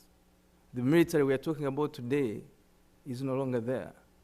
He has young boys doing the peacekeeping, but all the top cadres that actually helped him get into power, they are either in cells, dead, running, all over the world. Others are idle in the country, which is a very dangerous aspect when it comes to national security. Well, after my interrogation, I was suspicious. I knew that something is wrong, and they want to use me for a dirty job, as usual. Having served 20 years, I knew exactly why they summoned me, and I was met by the military leadership. It was not long, my former trainees warned me that if I don't leave the country, I would be in danger. So I fled to Senegal, thinking if I go as far as possible, they'll forget all about me.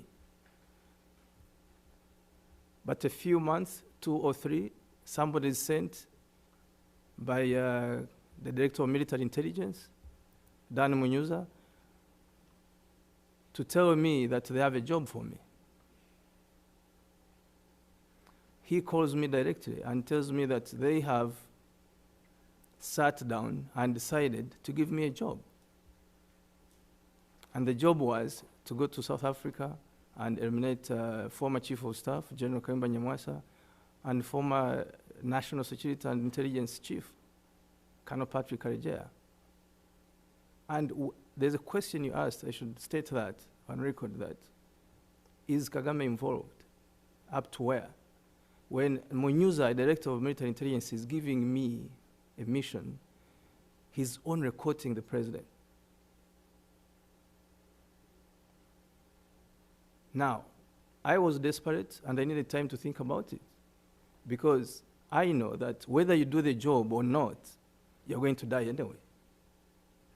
So I called Colonel Patrick, gave him the story, and we agreed that I go to South Africa and play by Dan's motions. I went to South Africa. We discussed between me and General Nyamwasa and Colonel Patrick how to go about it. So we agreed that I should gather as much evidence as possible by recording each and every conversation of instructions of this assassination plan, which could be used like we're using it today. So I recorded these conversations for over 7 months. And eventually, I told Munyuza, of course, that I could do the job. And he said he would offer up to $1 million USA for the job. We went on and on, modalities, the weapons to be used, what he wants me to do, how to do it, etc., etc. And then eventually couldn't send in the money because we were waiting for the money to come in, which would add on this evidence. But they started, the boss was saying, he tells me, the boss is saying we should wait. Why can't you eliminate them first before you are paid?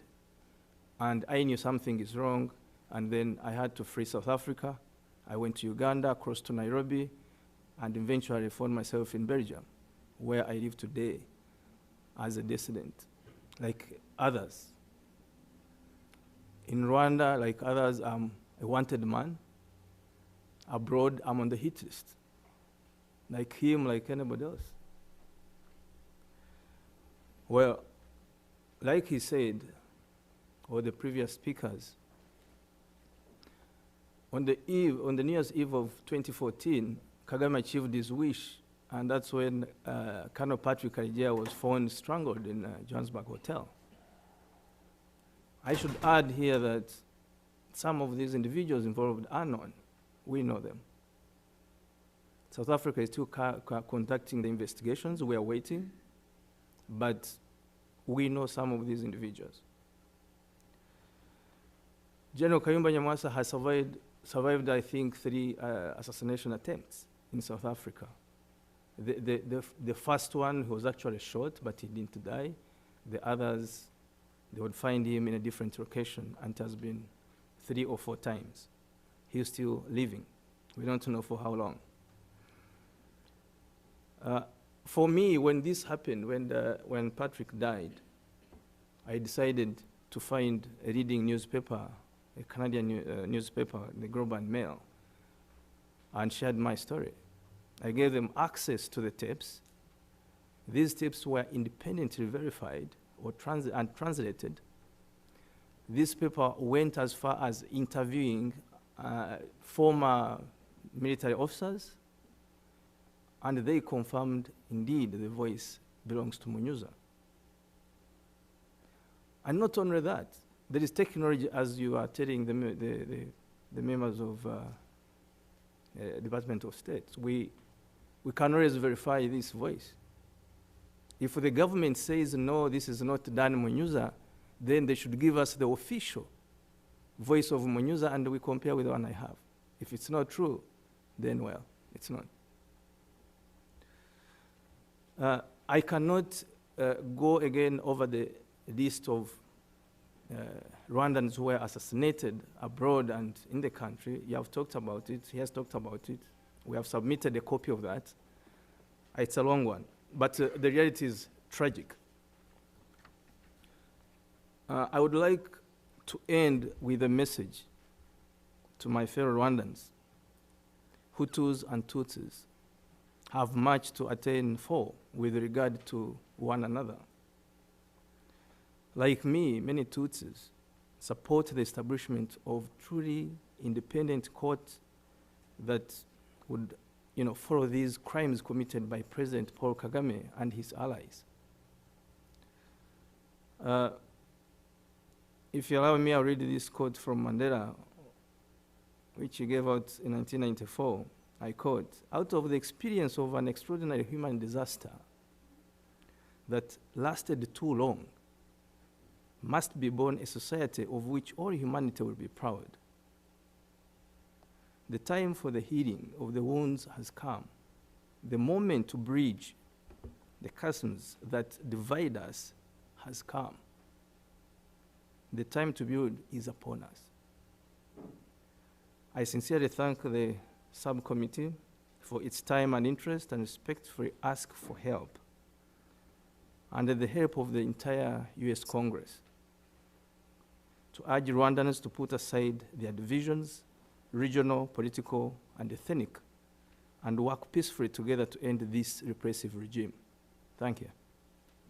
Mr. Hagara, thank you very much for your testimony and for your courage, both you and Mr. Himbara, coming forward as you are, knowing that there are risks, and I thank you. Ms. Margon. Thank you. I'll just give a bit of a shortened version. I did want to thank you, Chairman Smith and Ranking Member, for holding this really important hearing. I know it's been a long time interest, and for inviting me to testify. I'm glad to be part of it, and also to even out the gender balance on the panel a little bit, so thank you. 21 years after the genocide, Rwanda has come a long way. by any measure, there have been real concrete improvement in terms of economic growth and access to public services. I won't go over the indicators that were mentioned on the last panel, but I do think it's worth noting the country is on track to meet the Millennium Development Goals, as you said, Ms. Bass, for 2015, and the parliament is majority female at nearly 65%. By the sounds of it, Rwanda is not a country in crisis. It's a country where things work. But in reality, it's only some things that work. The same government that has helped so many Rwandans out of poverty and propelled the country's economic growth has done so while severely restricting the fundamental civil and political freedoms of many. Indeed, gains are undermined by two persistent trends. One, systematic domestic repression that stifles, sometimes very violently, dissent, opposition, and independent thought. And two, repeated cross-border meddling and support for abusive armed rebel groups in neighboring Democratic Republic of Congo or the DRC. International and regional attention on Rwanda has usually been when it's gone cross-border into the DRC, and this has happened at least 4 times since 1996. I today would like to talk much more about the domestic issues because I think actually it is within this environment that government accountability and transparency need to begin. Because in fact, if there had been a viable civil society and media, perhaps the authorities in Kigali might have stopped their meddling operations and other adventures abroad. Rwanda is a country of double realities. Visitors are impressed with the facade, the apparent security, but it's a smokescreen because many Rwandans live in fear, not just because of the legacy of genocide, but because the current government, the only one since the end of the genocide in 1994, runs the country with a tight grip on power. Indeed, the ruling party, the Rwandan Patriotic Front, dominates all aspects of political and public life. This is not new. It's been a constant feature since the end of 1994. Civil society is weak as a result of years of state intimidation, infiltration, and heavy, heavy administrative burdens. Activists have fled, and the one remaining domestic human rights organization was taken over by members sympathetic to the government in 2013. My organization, Human Rights Watch, is falsely accused of supporting the Democratic Forces for the Liberation of Rwanda, or the FDLR, time and time again. Along similar lines, the Rwandan media remains heavily dominated by pro-government views, with most journalists unable or unwilling to investigate and report on sensitive issues. To be fair, the Rwandan government did introduce new media laws and reforms in 2013, which enshrine journalists' right to freedom of opinion and expression. But for the most part, these reforms haven't translated into any reality because of years of intimidation that have led to self-censorship and a decreased interest in investigating alleged abuse or even dissent. The Rwandan government invokes the need to prevent a resumption of ethnic violence as justification for restricting freedom of expression. The practice is disingenuous because it silences all forms of dissent and criticism, including many that have nothing to do with ethnic violence. And that's a tactic that could end up reversing Rwanda's apparent stability and even its economic successes. Despite abundant evidence of serious repression by the Rwandan government, there's been muted international criticism. Kigali enjoys strong support from donor countries like the US, international financial institutions such as the World Bank, and a range of other political actors and independent foundations. The absence of a comprehensive policy approach to address Rwanda's disregard for fundamental rights is stark. Rwanda is held up as the all-too-rare model of successful development in Africa, so the focus stays there. The repressive domestic environment is treated as an ancillary problem, or not treated at all, mostly because it seems it's just too difficult to reconcile this bad narrative with a more positive one. But there's good reason beyond moral considerations for donor governments and all others to consider all at the same time.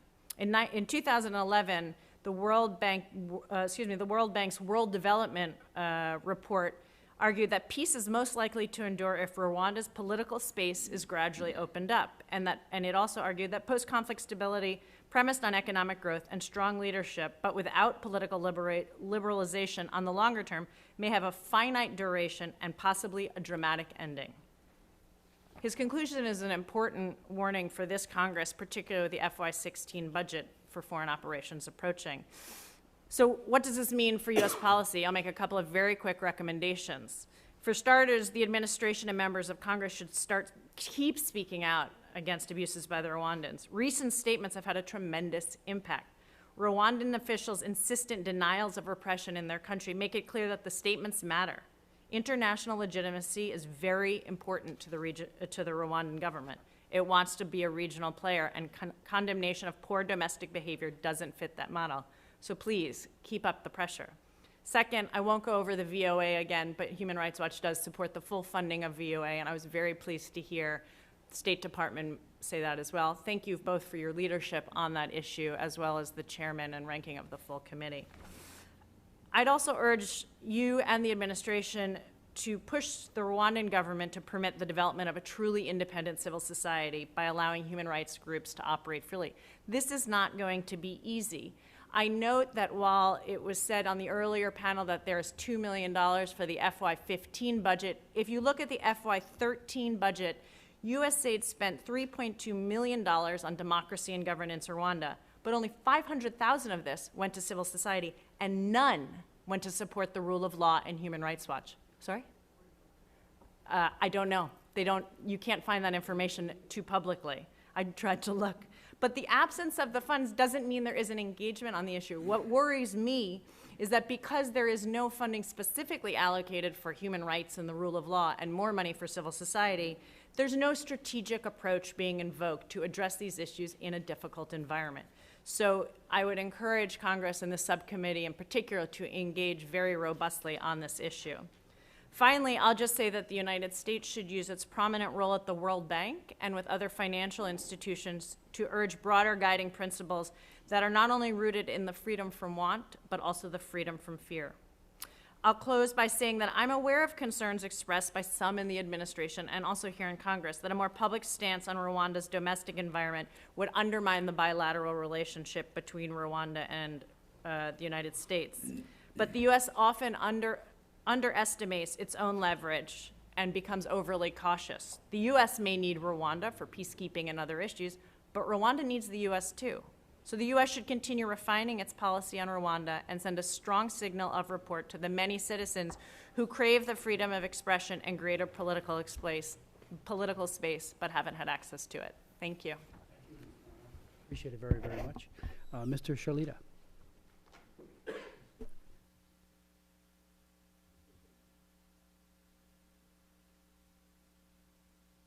Members of the panel, it's an honor to be invited to speak before you at this hearing. Thank you very much. The diversity of viewpoints included here demonstrates your commitment to a strong partnership between the United States and Rwanda. No topic is closer to my heart, Mr. Chairman. My name is Willis Shalita, and I'm a proud American, but also a very proud Rwandan. But at one time, Mr. Chairman, I had no country. In the early 60s, hundreds of my fellow Rwandans were expelled from our homeland. I lived in exile in Uganda up until Idi Amin's reign of terror made me a refugee for the second time. Mr. Chairman, I've lived under a dictatorship. I know how it feels. I know what to look for. I'm here to tell you today, Rwanda is not a dictatorship. 42 years ago, America welcomed me into this country. I found a home, and also my vocation as a special investigator for the State Bar of California. My job was to separate fact from fiction, build a strong case, and testify under oath about my findings. I did so hundreds of times, Mr. Chairman, over my 28-year career as an officer of the court. Today, I work primarily as a writer with a focus on Rwanda. After the genocide, 1 million Rwandans lay dead. No one had any real idea how to render justice to survivors and perpetrators, much less how to live together again. 21 years later, Mr. Chairman, the country stands out. Rwanda leads the world in women's representation in parliament. Mr. Chairman, things don't happen where there are no conducive conditions. Rwanda ranks #1 among low-income countries in the World Bank's annual Doing Business Index. Professor Paul Farmer of Harvard Medical School found that the Rwandan health system, and I quote, achieved some of the steepest declines in premature mortality ever documented anywhere, end of quote. Funding from the United States played an important role. As has been said, Rwanda is the 5th largest troop contributor to UN peacekeeping missions. Religious freedom is protected in Rwanda. An attempt to criminalize homosexuality was defeated in Rwanda. Rwanda is socially conservative, but gays and lesbians need not worry about government interference in private matters. Now, Mr. Chairman, at this point you may be thinking, yes, but why does there have to be a but? The facts are real. The data comes from trusted independent sources. Is Rwanda perfect? Not even close. But the best way to uncover its flaws is go to Rwanda, where the most scandalous data about the country is made public by its own institutions. Go attend a citizen outreach meeting and tell me if you think Rwandans are too intimidated to tell truth to power. I say not. So why do we often find ourselves adrift in this strange Bermuda Triangle of confusion when it comes to Rwanda? To prepare for this hearing, Mr. Chairman, I put my investigator hat back on. How is it that individuals who once proudly contributed to Rwanda's success now calmly assert that the country is some kind of tropical North Korea? Mr. Chairman, the answer is simple. In fact, simpler than I thought. Money and politics. The House lobbying database records that my fellow witness, Dr. Himbara, hired a top-tier firm in 2014, paying them $190,000. If he can afford that sum on his own, then I want whatever consulting gigs he has. And Mr. Chairman, if the money isn't his, then this committee deserves to know the source of this money. Democracy in Rwanda, now, DIRN, registered its domain. This is his outfit. They registered their domain a week ago, around the same time this hearing was announced. Was something wrong with whatever affiliations were being used before? This committee needs to know. I note that Mr. Higiro here is a senior cadre of the Rwanda National Congress, a foreign political party whose leaders seek the violent overthrow of the Rwanda government. And they even collaborate with the FDLR, a genocidal terrorist organization. Mr. Chairman, people have a right to seek influence, provided they follow the rules. But until we know who foots the bill and why, there is no way to assess the credibility of claims made by this shadowy network. Maybe I'm naive, Mr. Chairman, but my experience is that truth is more or less free for the picking. But if you want people to believe lies, well, that's going to cost you. References have been made about trials or fake trials and imprisonments of Rwandans. Mr. Chairman, I'm here to tell you that trials in Rwanda are open. There has been confidence expressed in the Rwandan judicial system by countries like the US, Canada, Norway, Denmark, who have extradited people who had bloody hands during the genocide against Tutsi.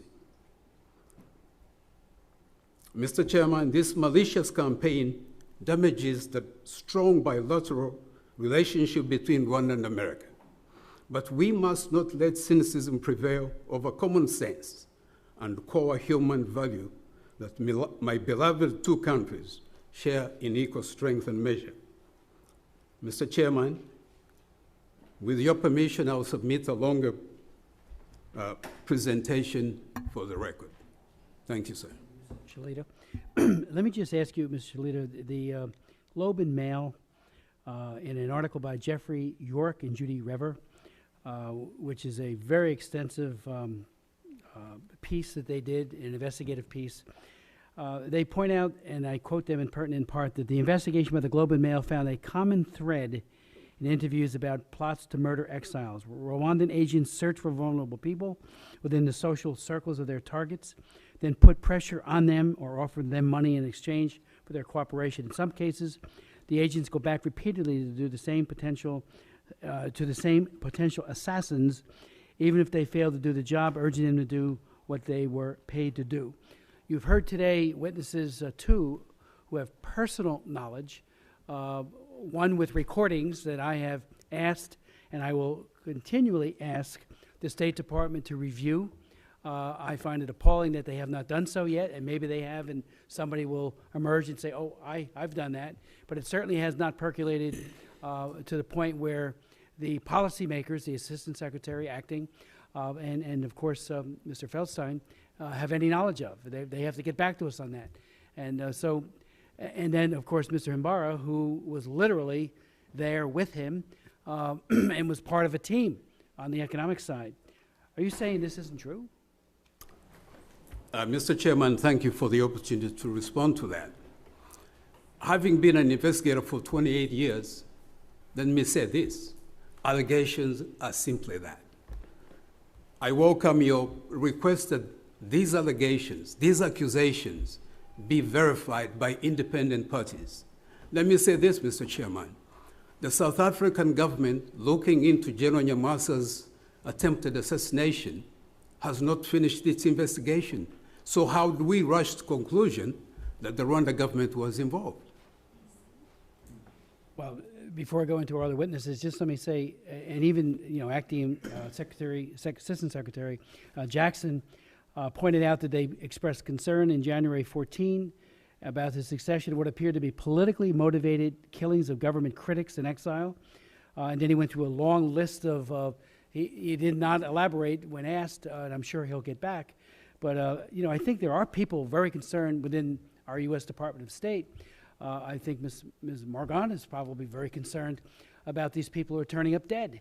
And when South Africa and other nations do take actions to investigate, and it's very hard, to cross border especially, to really get to the truth of what's happening and when and where. But when you see a pattern, reasonable men and women say there's a real problem here. And as Mr. Higaro said, and I thought that was very telling, that when statements are made by the Director of Intelligence about killing, he's only quoting the president. That's pretty strong allegation. Yes, if you don't mind, Mr. Chair, if you could yield. Didn't you said that the South Africans were still investigating, and I thought the South Africans expelled the Rwandan representatives, no? Thank you, I Ranking Member. No, if I can correct you, the South African government has come to the conclusions that the alleged assassins were from Rwanda. The conclusion, Madam Member, has not been made that the Rwanda government was involved. We live in America where you are assumed innocent until proven otherwise. Right. There is no conclusive evidence. No, but I thought they expelled the Rwandan diplomats. So it wasn't just that it was a Rwandan that they said committed the crime, but I thought that they kicked out the diplomats. They did not kick out the Rwandan ambassador from South Africa? Thanks again. During the exchange of words, as happens always, the Rwandan ambassador was asked to leave. But soon thereafter, Rwanda sent back another ambassador, and we have, Rwanda has an ambassador in Johannesburg. Let me just ask further on this. if Paul Kagame is not in any way complicit in any of this, nor his director of national intelligence, would you then support, and would the Rwandan government support, an international team of investigators who would have unfettered access to information, to people, so that they can investigate this and go to source material, look at logs, look at wherever the investigation takes them? Because otherwise, I would be concerned about a whitewash. Again, more people dying. I'm very worried that this is in escalation, not in decline, especially as Mr. Himbar mentioned earlier. You know, the two phases, it's political opponents, but now it's morphed into his driver and other people who, you know, are selected for killings, and it just raised serious questions about how wide and how deep this will go in terms of the killings. So would you support, do you believe the administration would support, I'm talking about the Kagame administration, unfettered access and an investigation by an international team of maybe under UN auspices or AU auspices who would get to the bottom of this? Mr. Chairman, thank you for the question. As I stated before, I don't speak for the Rwanda government. I'm here on my own as an American Rwandan who is interested in what goes on in my country. Mr. Chairman, your question is above my pay grade, but I would join with you having an independent body investigating these allegations. Again, Mr. Chairman, these are nothing but allegations. But again, you know, we did invite you to join us. The embassy of Rwanda requested that, and I want all sides at all times, you know, on something so important as this, to be present at the table. So I would hope you would take that back. Mr. Chairman. Join us in asking that Kagame allow that kind and even embrace it. If he's innocent, if I were innocent, and I were in his shoes, I would demand that there be an international investigation to clear my name. There's nothing, as Proverbs says, more important than one's name. The book of Proverbs, you know, if your name is tarnished, you invite people who have no political agenda whatsoever to go in and uncover the truth. Mr. Chairman, again, I was asked by the Rwanda embassy to come and testify because they know of my passion about what goes on in Rwanda. I have no affiliation. I have no place in making decisions like you're asking for. However, let me say this, Mr. Chairman. I would support you fully, 100%, to send an independent organization to look into allegations. Again, Mr. Chairman, these are nothing but allegations. And making allegations doesn't make a witness believable or not believable. It should be put to test, and all evidence should be brought in and verified. Did you understand? Thank you, Chairman. I think the ranking member, Karen Bass, she got it right. So the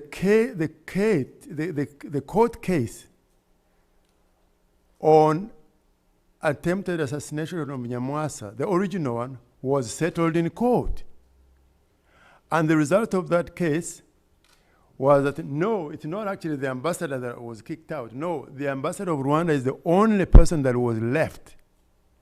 All the other Rwandan diplomats were expelled. And it's important to hear what the judge said. The South African judge said, well, we are sending these 4 people to jail for this attempted assassination, but actually the people who should be in this court are authorities in Rwanda. That is clear. Then further north, in Sweden expelled a Rwandan diplomat for harassing Rwandan diaspora.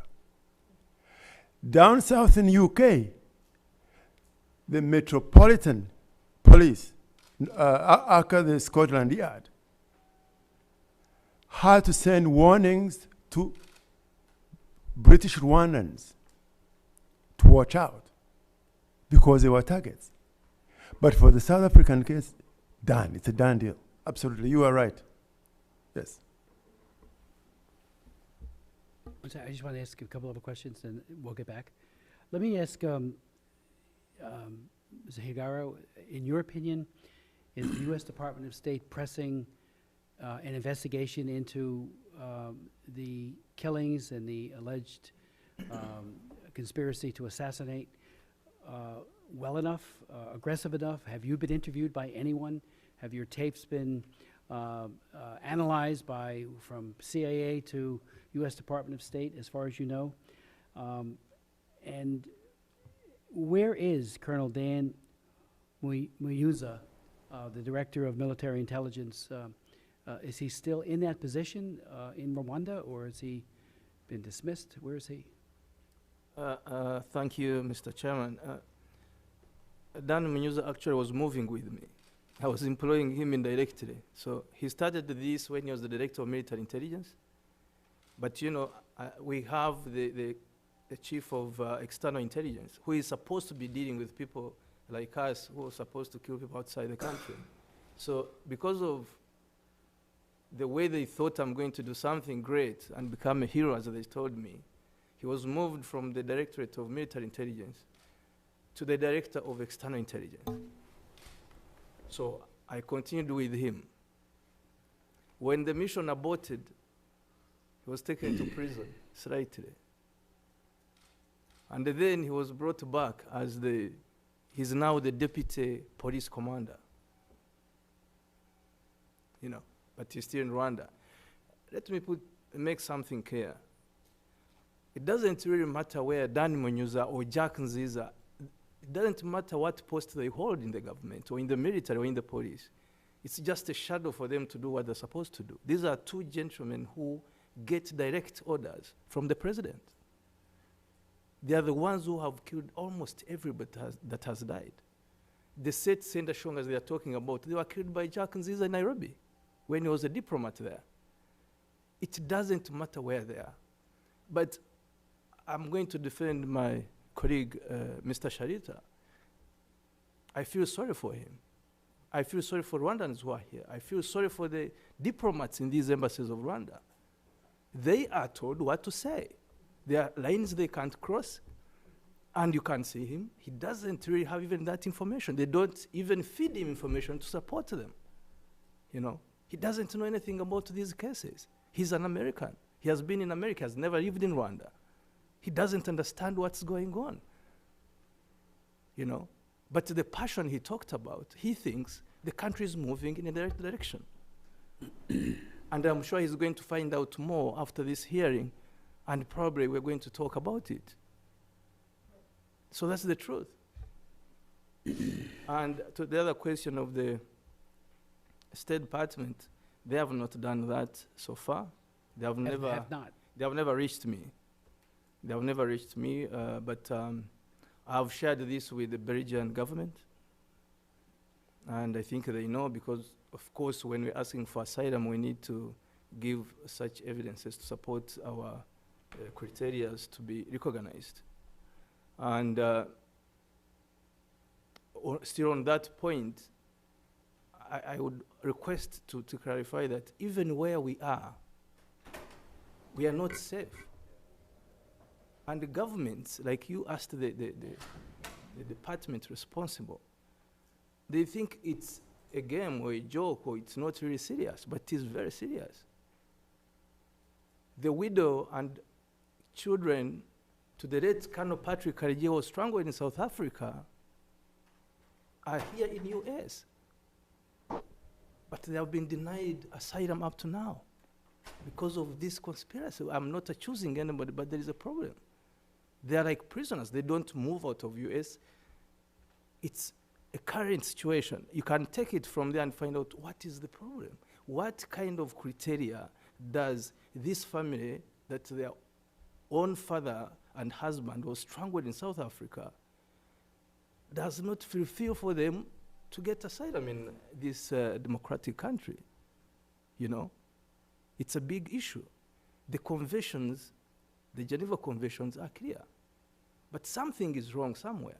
Even us, in Belgium, in Europe, in Africa, the refugees from Rwanda. Let's talk about the kidnapping of Lieutenant Mutabazi to Rwanda. It was against the law. But the Ugandan government has never said anything about that. The UNHCR has never said anything about that. But it was wrong. The wife and the children to this lieutenant are somewhere in a camp in Uganda. The children are not going to school. She was supposed to be taken somewhere. She's still there. So are we doing enough? Is these strong countries doing enough on what we are talking about? Absolutely not. We are here. I put my life on the line to come here and say, look here, the problem is this. And I do this in many different capacities, and I talk to different Rwandans, Hutus, Tutsis. I educate every day, every day, every day. I talk to whoever I meet. I've talked to different diplomats, but nothing is being done. Thank you. Sure. Yeah. Thank you. Thank you, Mr. Chair.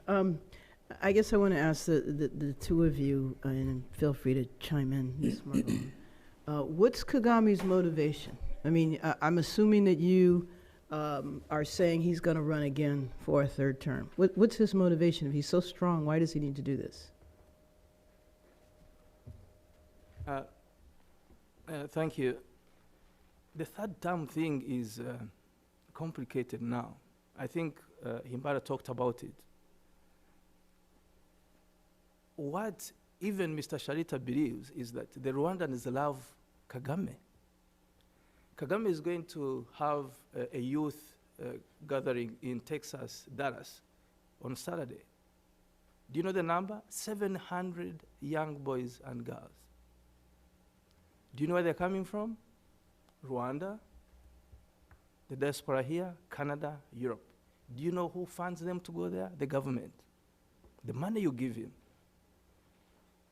The money we give him. Yeah. You're saying he's flying Rwandans in from all of those countries? Yes. They don't live in Texas? Not everybody's in Texas. And they have to feed, they have to sleep. I mean, it's not my... Well, he's having a rally of Yes. Rwandans Yes. in Texas, and he's it's not my flying them from saying. all over the world to be there? Yes. So what you're saying is that he does not have the support at home? I don't know. I mean, why does he need to assassinate people all over the world? What should I say? I mean, we fought a very complicated war from 90 to 94. Mm-hmm. The Rwandans have experienced, mention any single crime which can help us that has not been committed in Rwanda. What does the president want that I don't want for Rwandans? You want to respond to that? Yes. Why does he need to do that? There are several reasons why the situation has become what it is. First, remember that already the U.S. had to apply for immunity for President Kagame. He made history here from a lawsuit. That's one. That is from the widows of the presidents that were shot down. This government applied for immunity for him. The Congo mapping report, the UN mapping report concluded that there is enough material there to indict Kagame for genocide. So he's doing this so that he doesn't have witnesses around what he did? So he's the moment he leaves power, the immunity is gone. That's one reason. okay. It's immunity. There's so many people that he has offended, including, Okay, so that's one. Number two, this development, the so-called development people are talking about, do you know the biggest the biggest companies that actually control the Rwandan economy. It's the Rwandan Patriotic Front companies. The holding company is called Crystal Ventures Limited. It controls just about everything. So President Kagame, he wears two hats. He's the president of, no, he wears three hats. President of Rwanda, chairman of the party, but also the leading businessman. So the Rwandan version of capitalism actually is crony capitalism. He loses that office. Who knows what that business empire will be? Okay, so Mr. Shalita, Yes. everything that you've said is that, I guess, is that there's no proof of anything. Everything's just allegations? What we've had here today, and you know, having been an investigator for 28 years, investigating the best lawyers in this country, I hear nothing but allegations. If there are facts, why not share them with you? Well, I think that Mr. I resent the fact that my fellow witnesses here, they think they're entitled, well, they're entitled to their opinion, but they are not entitled to their own facts. Let me say something, Mr. Chairman. Again, we the have allegation a man who has recorded the request that he assassinate two individuals that the Toronto newspaper and the BBC found credible. To my chagrin, and I'm sure the ranking member, our own State Department has not even listened to those tapes. I mean, that is evidence. That's evidence. Of course, there's a due process stream that needs to be followed, but when you get multiple allegations with streams of evidence, begs the question, why are we looking the other way and acting as if none of it's credible? with all due respect, Mr. Chairman, what the newspaper in Canada says is not evidence. Well, no, let me just ask you. Let me just ask you not a this, and legal I'll get to you. institution. Let me just ask you this, as an investigator. If there are tapes, would you then want to have a tape of the voice of the person who the allegation is made about? Because there's enough science to prove whether or not it's the same person. Sure. It doesn't seem to be I have not that deep. I have not listened to the tape. I have read the transcript in its entirety. I know, I'm just saying as an investigator, Yes. Wouldn't that conclude? I would want the real voice of Colonel Right. Dan Munyuza to That's what I'm compare saying. with what's alleged this gentleman So has. if that was done, wouldn't we be able to know? If it was done, yes. Okay. I would mean, it's absolutely agree just with you. hard to believe that there's just allegations and nothing's ever been proven. Well, for instance, Mr.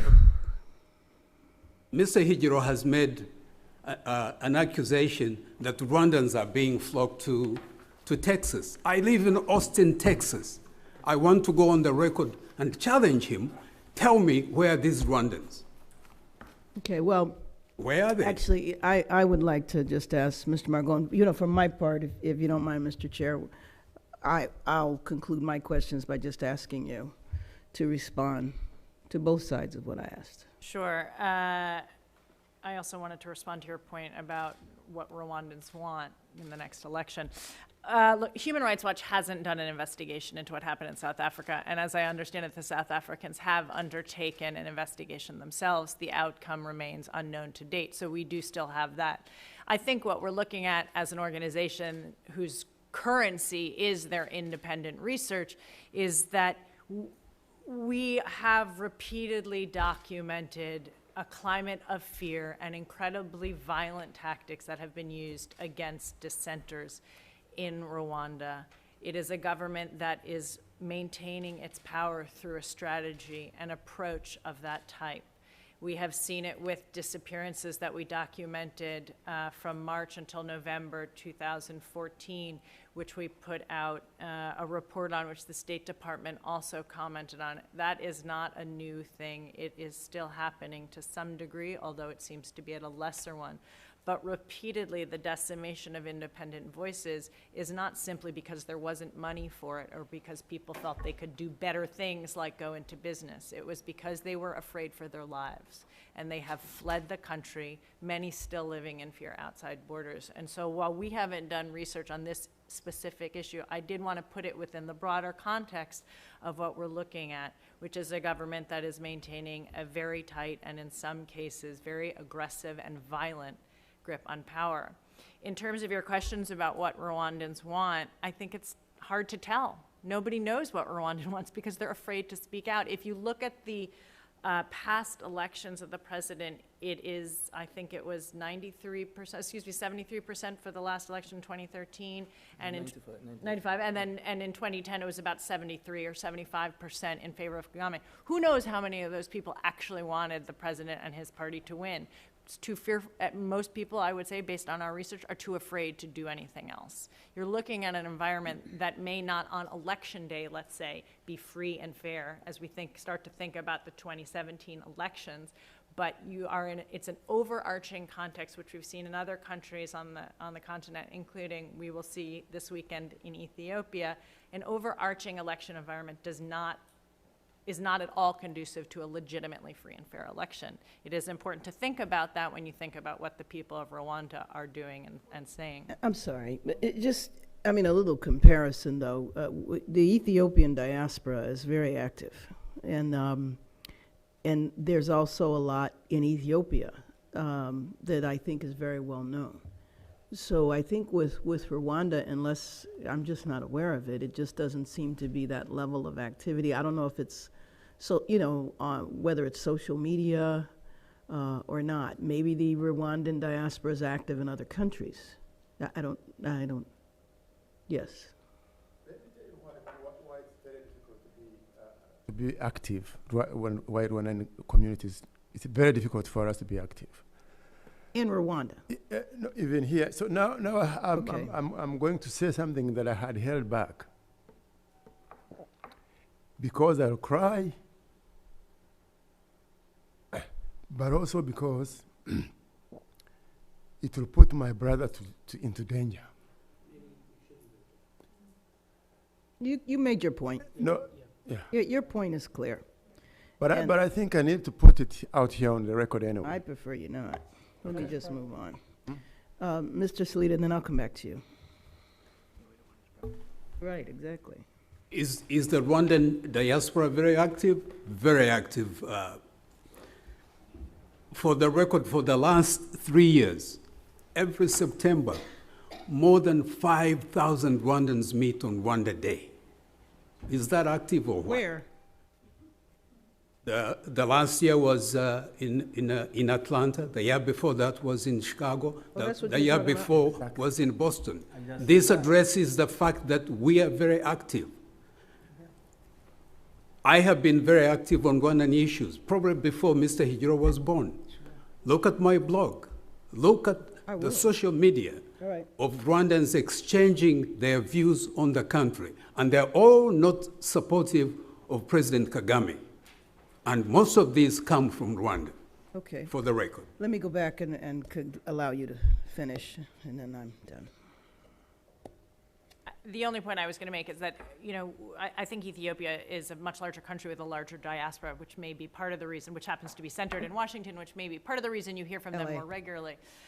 But also, I do think when you look from our objective perspective, you do see similar issues of development, success being put forward. And our attempt or our effort is not to undermine the successes that are real and important to the actual people who are receiving them, but to look at the other side of the coin and figure out how better to integrate the two for the long-term gain of the country overall.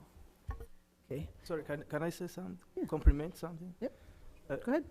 Just like I said before, Mr. Sharita, whatever he sees, we see. Let me give you an example of what he's talking about. A few months in Belgium, Brussels, they had a conference of about 40 presidents and head of states, President Obama inclusive. The only president that had demonstrations is Paul Kagame. There were two sides. One side singing and praising him, another side against him. And you ask yourself, what kind of speciality, why is Rwanda unique? Why is amongst 40 heads of state, only one single president is having this? Think about it. What's wrong? Why does the Rwandans abroad have to put a lot of effort in receiving Kagame wherever he goes? What's the problem? There's something called Rwanda Day. You know, Rwanda Day. If you don't go there, it's a problem. Then you'll never go back home. That's one. Two, in Belgium now, I'm going to give a specific example. If you're a Rwandan and you probably have attained the nationality, Belgium nationality, if you want to go to Rwanda, you need an invitation. Just think about that. Do you know why? It's because they want to control people in their diaspora and connect them with where they are going. Why? Because they think people like us are sending messages to Rwanda. So they want to know who is from Belgium, where did he land, which house, like he said. As simple as that. I mean, what are we talking about? Look at the region, you know? Let's start from Congo. What happened in Congo? How many times did we go to Congo? And Mr. Shaita should understand that I have the credibility to talk about this. I've served that state for a long time, since I was little. I grew up in that system. I know each and everything. I was in the Congo, for the record, once, twice. When we took over Congo in 1997, and Kagame fell out with Kabila, the old Kabila, we were called back swiftly and relaunched again for a coup d'etat, which didn't materialize. We ended up in Angola. We fought wars you can never imagine. We fought our ally, Uganda, in Kisangani. You know that.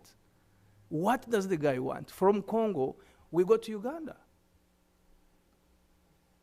President Museveni has made peace with President Kagame because he was disturbing him. He was actually funding their opposition. President Kagame has publicly stated that he's going to hit Kikwete, President Kikwete of Tanzania, when time comes.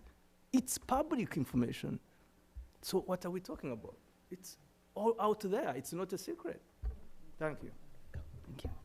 Well, just, we are going to have to conclude the hearing, but I just want to make a couple of final points. We will follow up on requesting that Kagame allow an investigative unit, maybe under UN auspices or AU auspices, that would go wherever the evidence takes them, and to interview without fear of retaliation those men and women who have been intimidated. I think, Ms. Margolin, you make a very good point about the climate of fear, the use of violence. I remember Greg Simpkins and I, on one trip to Darfur, before we got there, we went to Ethiopia. We met with President Meles. It was soon after several people were gunned down in post-election violence and in an election that was anything but free and fair. And we met with President Meles, who was absolutely dismissive of the violence. It was a matter of fact, when we left, I actually, and Greg and I worked very hard on this, wrote a bill called the Ethiopian Human Rights Act with benchmarks. When the House flipped to Democratic control, my ranking member and good friend, and now sadly deceased, Donald Payne, took it up and it became his bill. It was Payne-Smith. First it was Smith-Payne. And the idea was that we got to be serious about human rights. And I can think of no important issue than protecting people from violence, beatings. I've heard of, almost like a Dr. Jekyll, Dr. Henry Hyde type of the face that Kagame gives to the Western world and to, Westerners versus what he does to his own people. And that is really very, very disconcerting, especially since there is seemingly a pattern of extrajudicial killing. So we need to get to the bottom of this. This subcommittee is committed to it.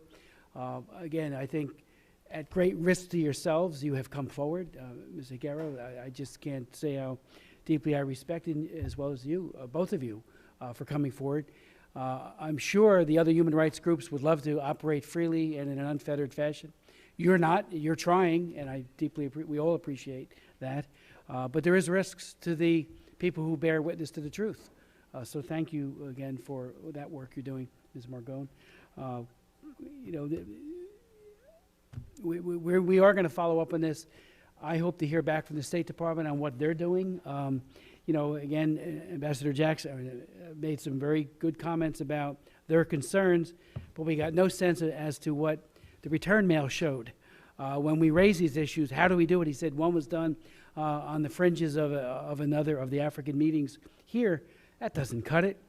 This should be our ambassador. This should be our top people at our mission in, as well as the Assistant Secretary and right up to the Secretary level, even President Obama, raising these issues face to face with details about individuals. You know, so human rights get short shrift. I've been in this Congress 35 years, and I get so angry, and that's the only word to describe it, whether it be China or Rwanda, or as it was even under the Bush administration in Ethiopia, when we just, you know, Melis was able to claim, you know, a robust commitment to peacekeeping, but that doesn't provide a whitewash for serious human rights abuse. We welcome that, you know, that they're deploying peacekeepers, but it's not a whitewash and can never be so construed. So, yes. One final point, Mr. Chairman, and thank you for your leadership.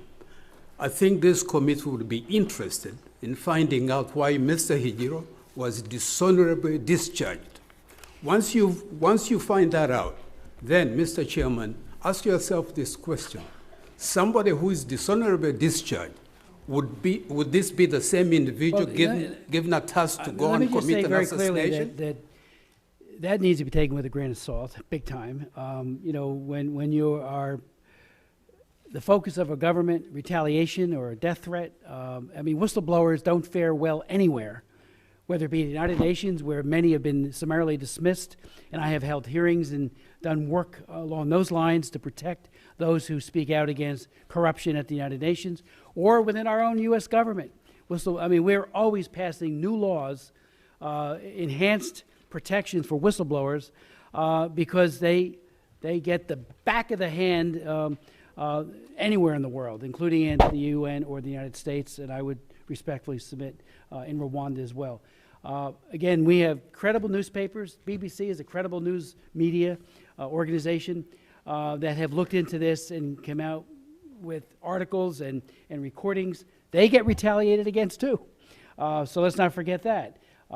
That Dr. Jekyll and Mr. Hyde, if there are death squads being deployed to kill the diaspora and the political opponents, or as you said, Mr. Himbara, the phase two, even others, we need to get to the bottom of it. And we owe it to the Rwandans who deserve not a country where there's a climate of fear, but where there's a robust democracy where human rights and economic prosperity go hand in hand. So thank you for your testimonies.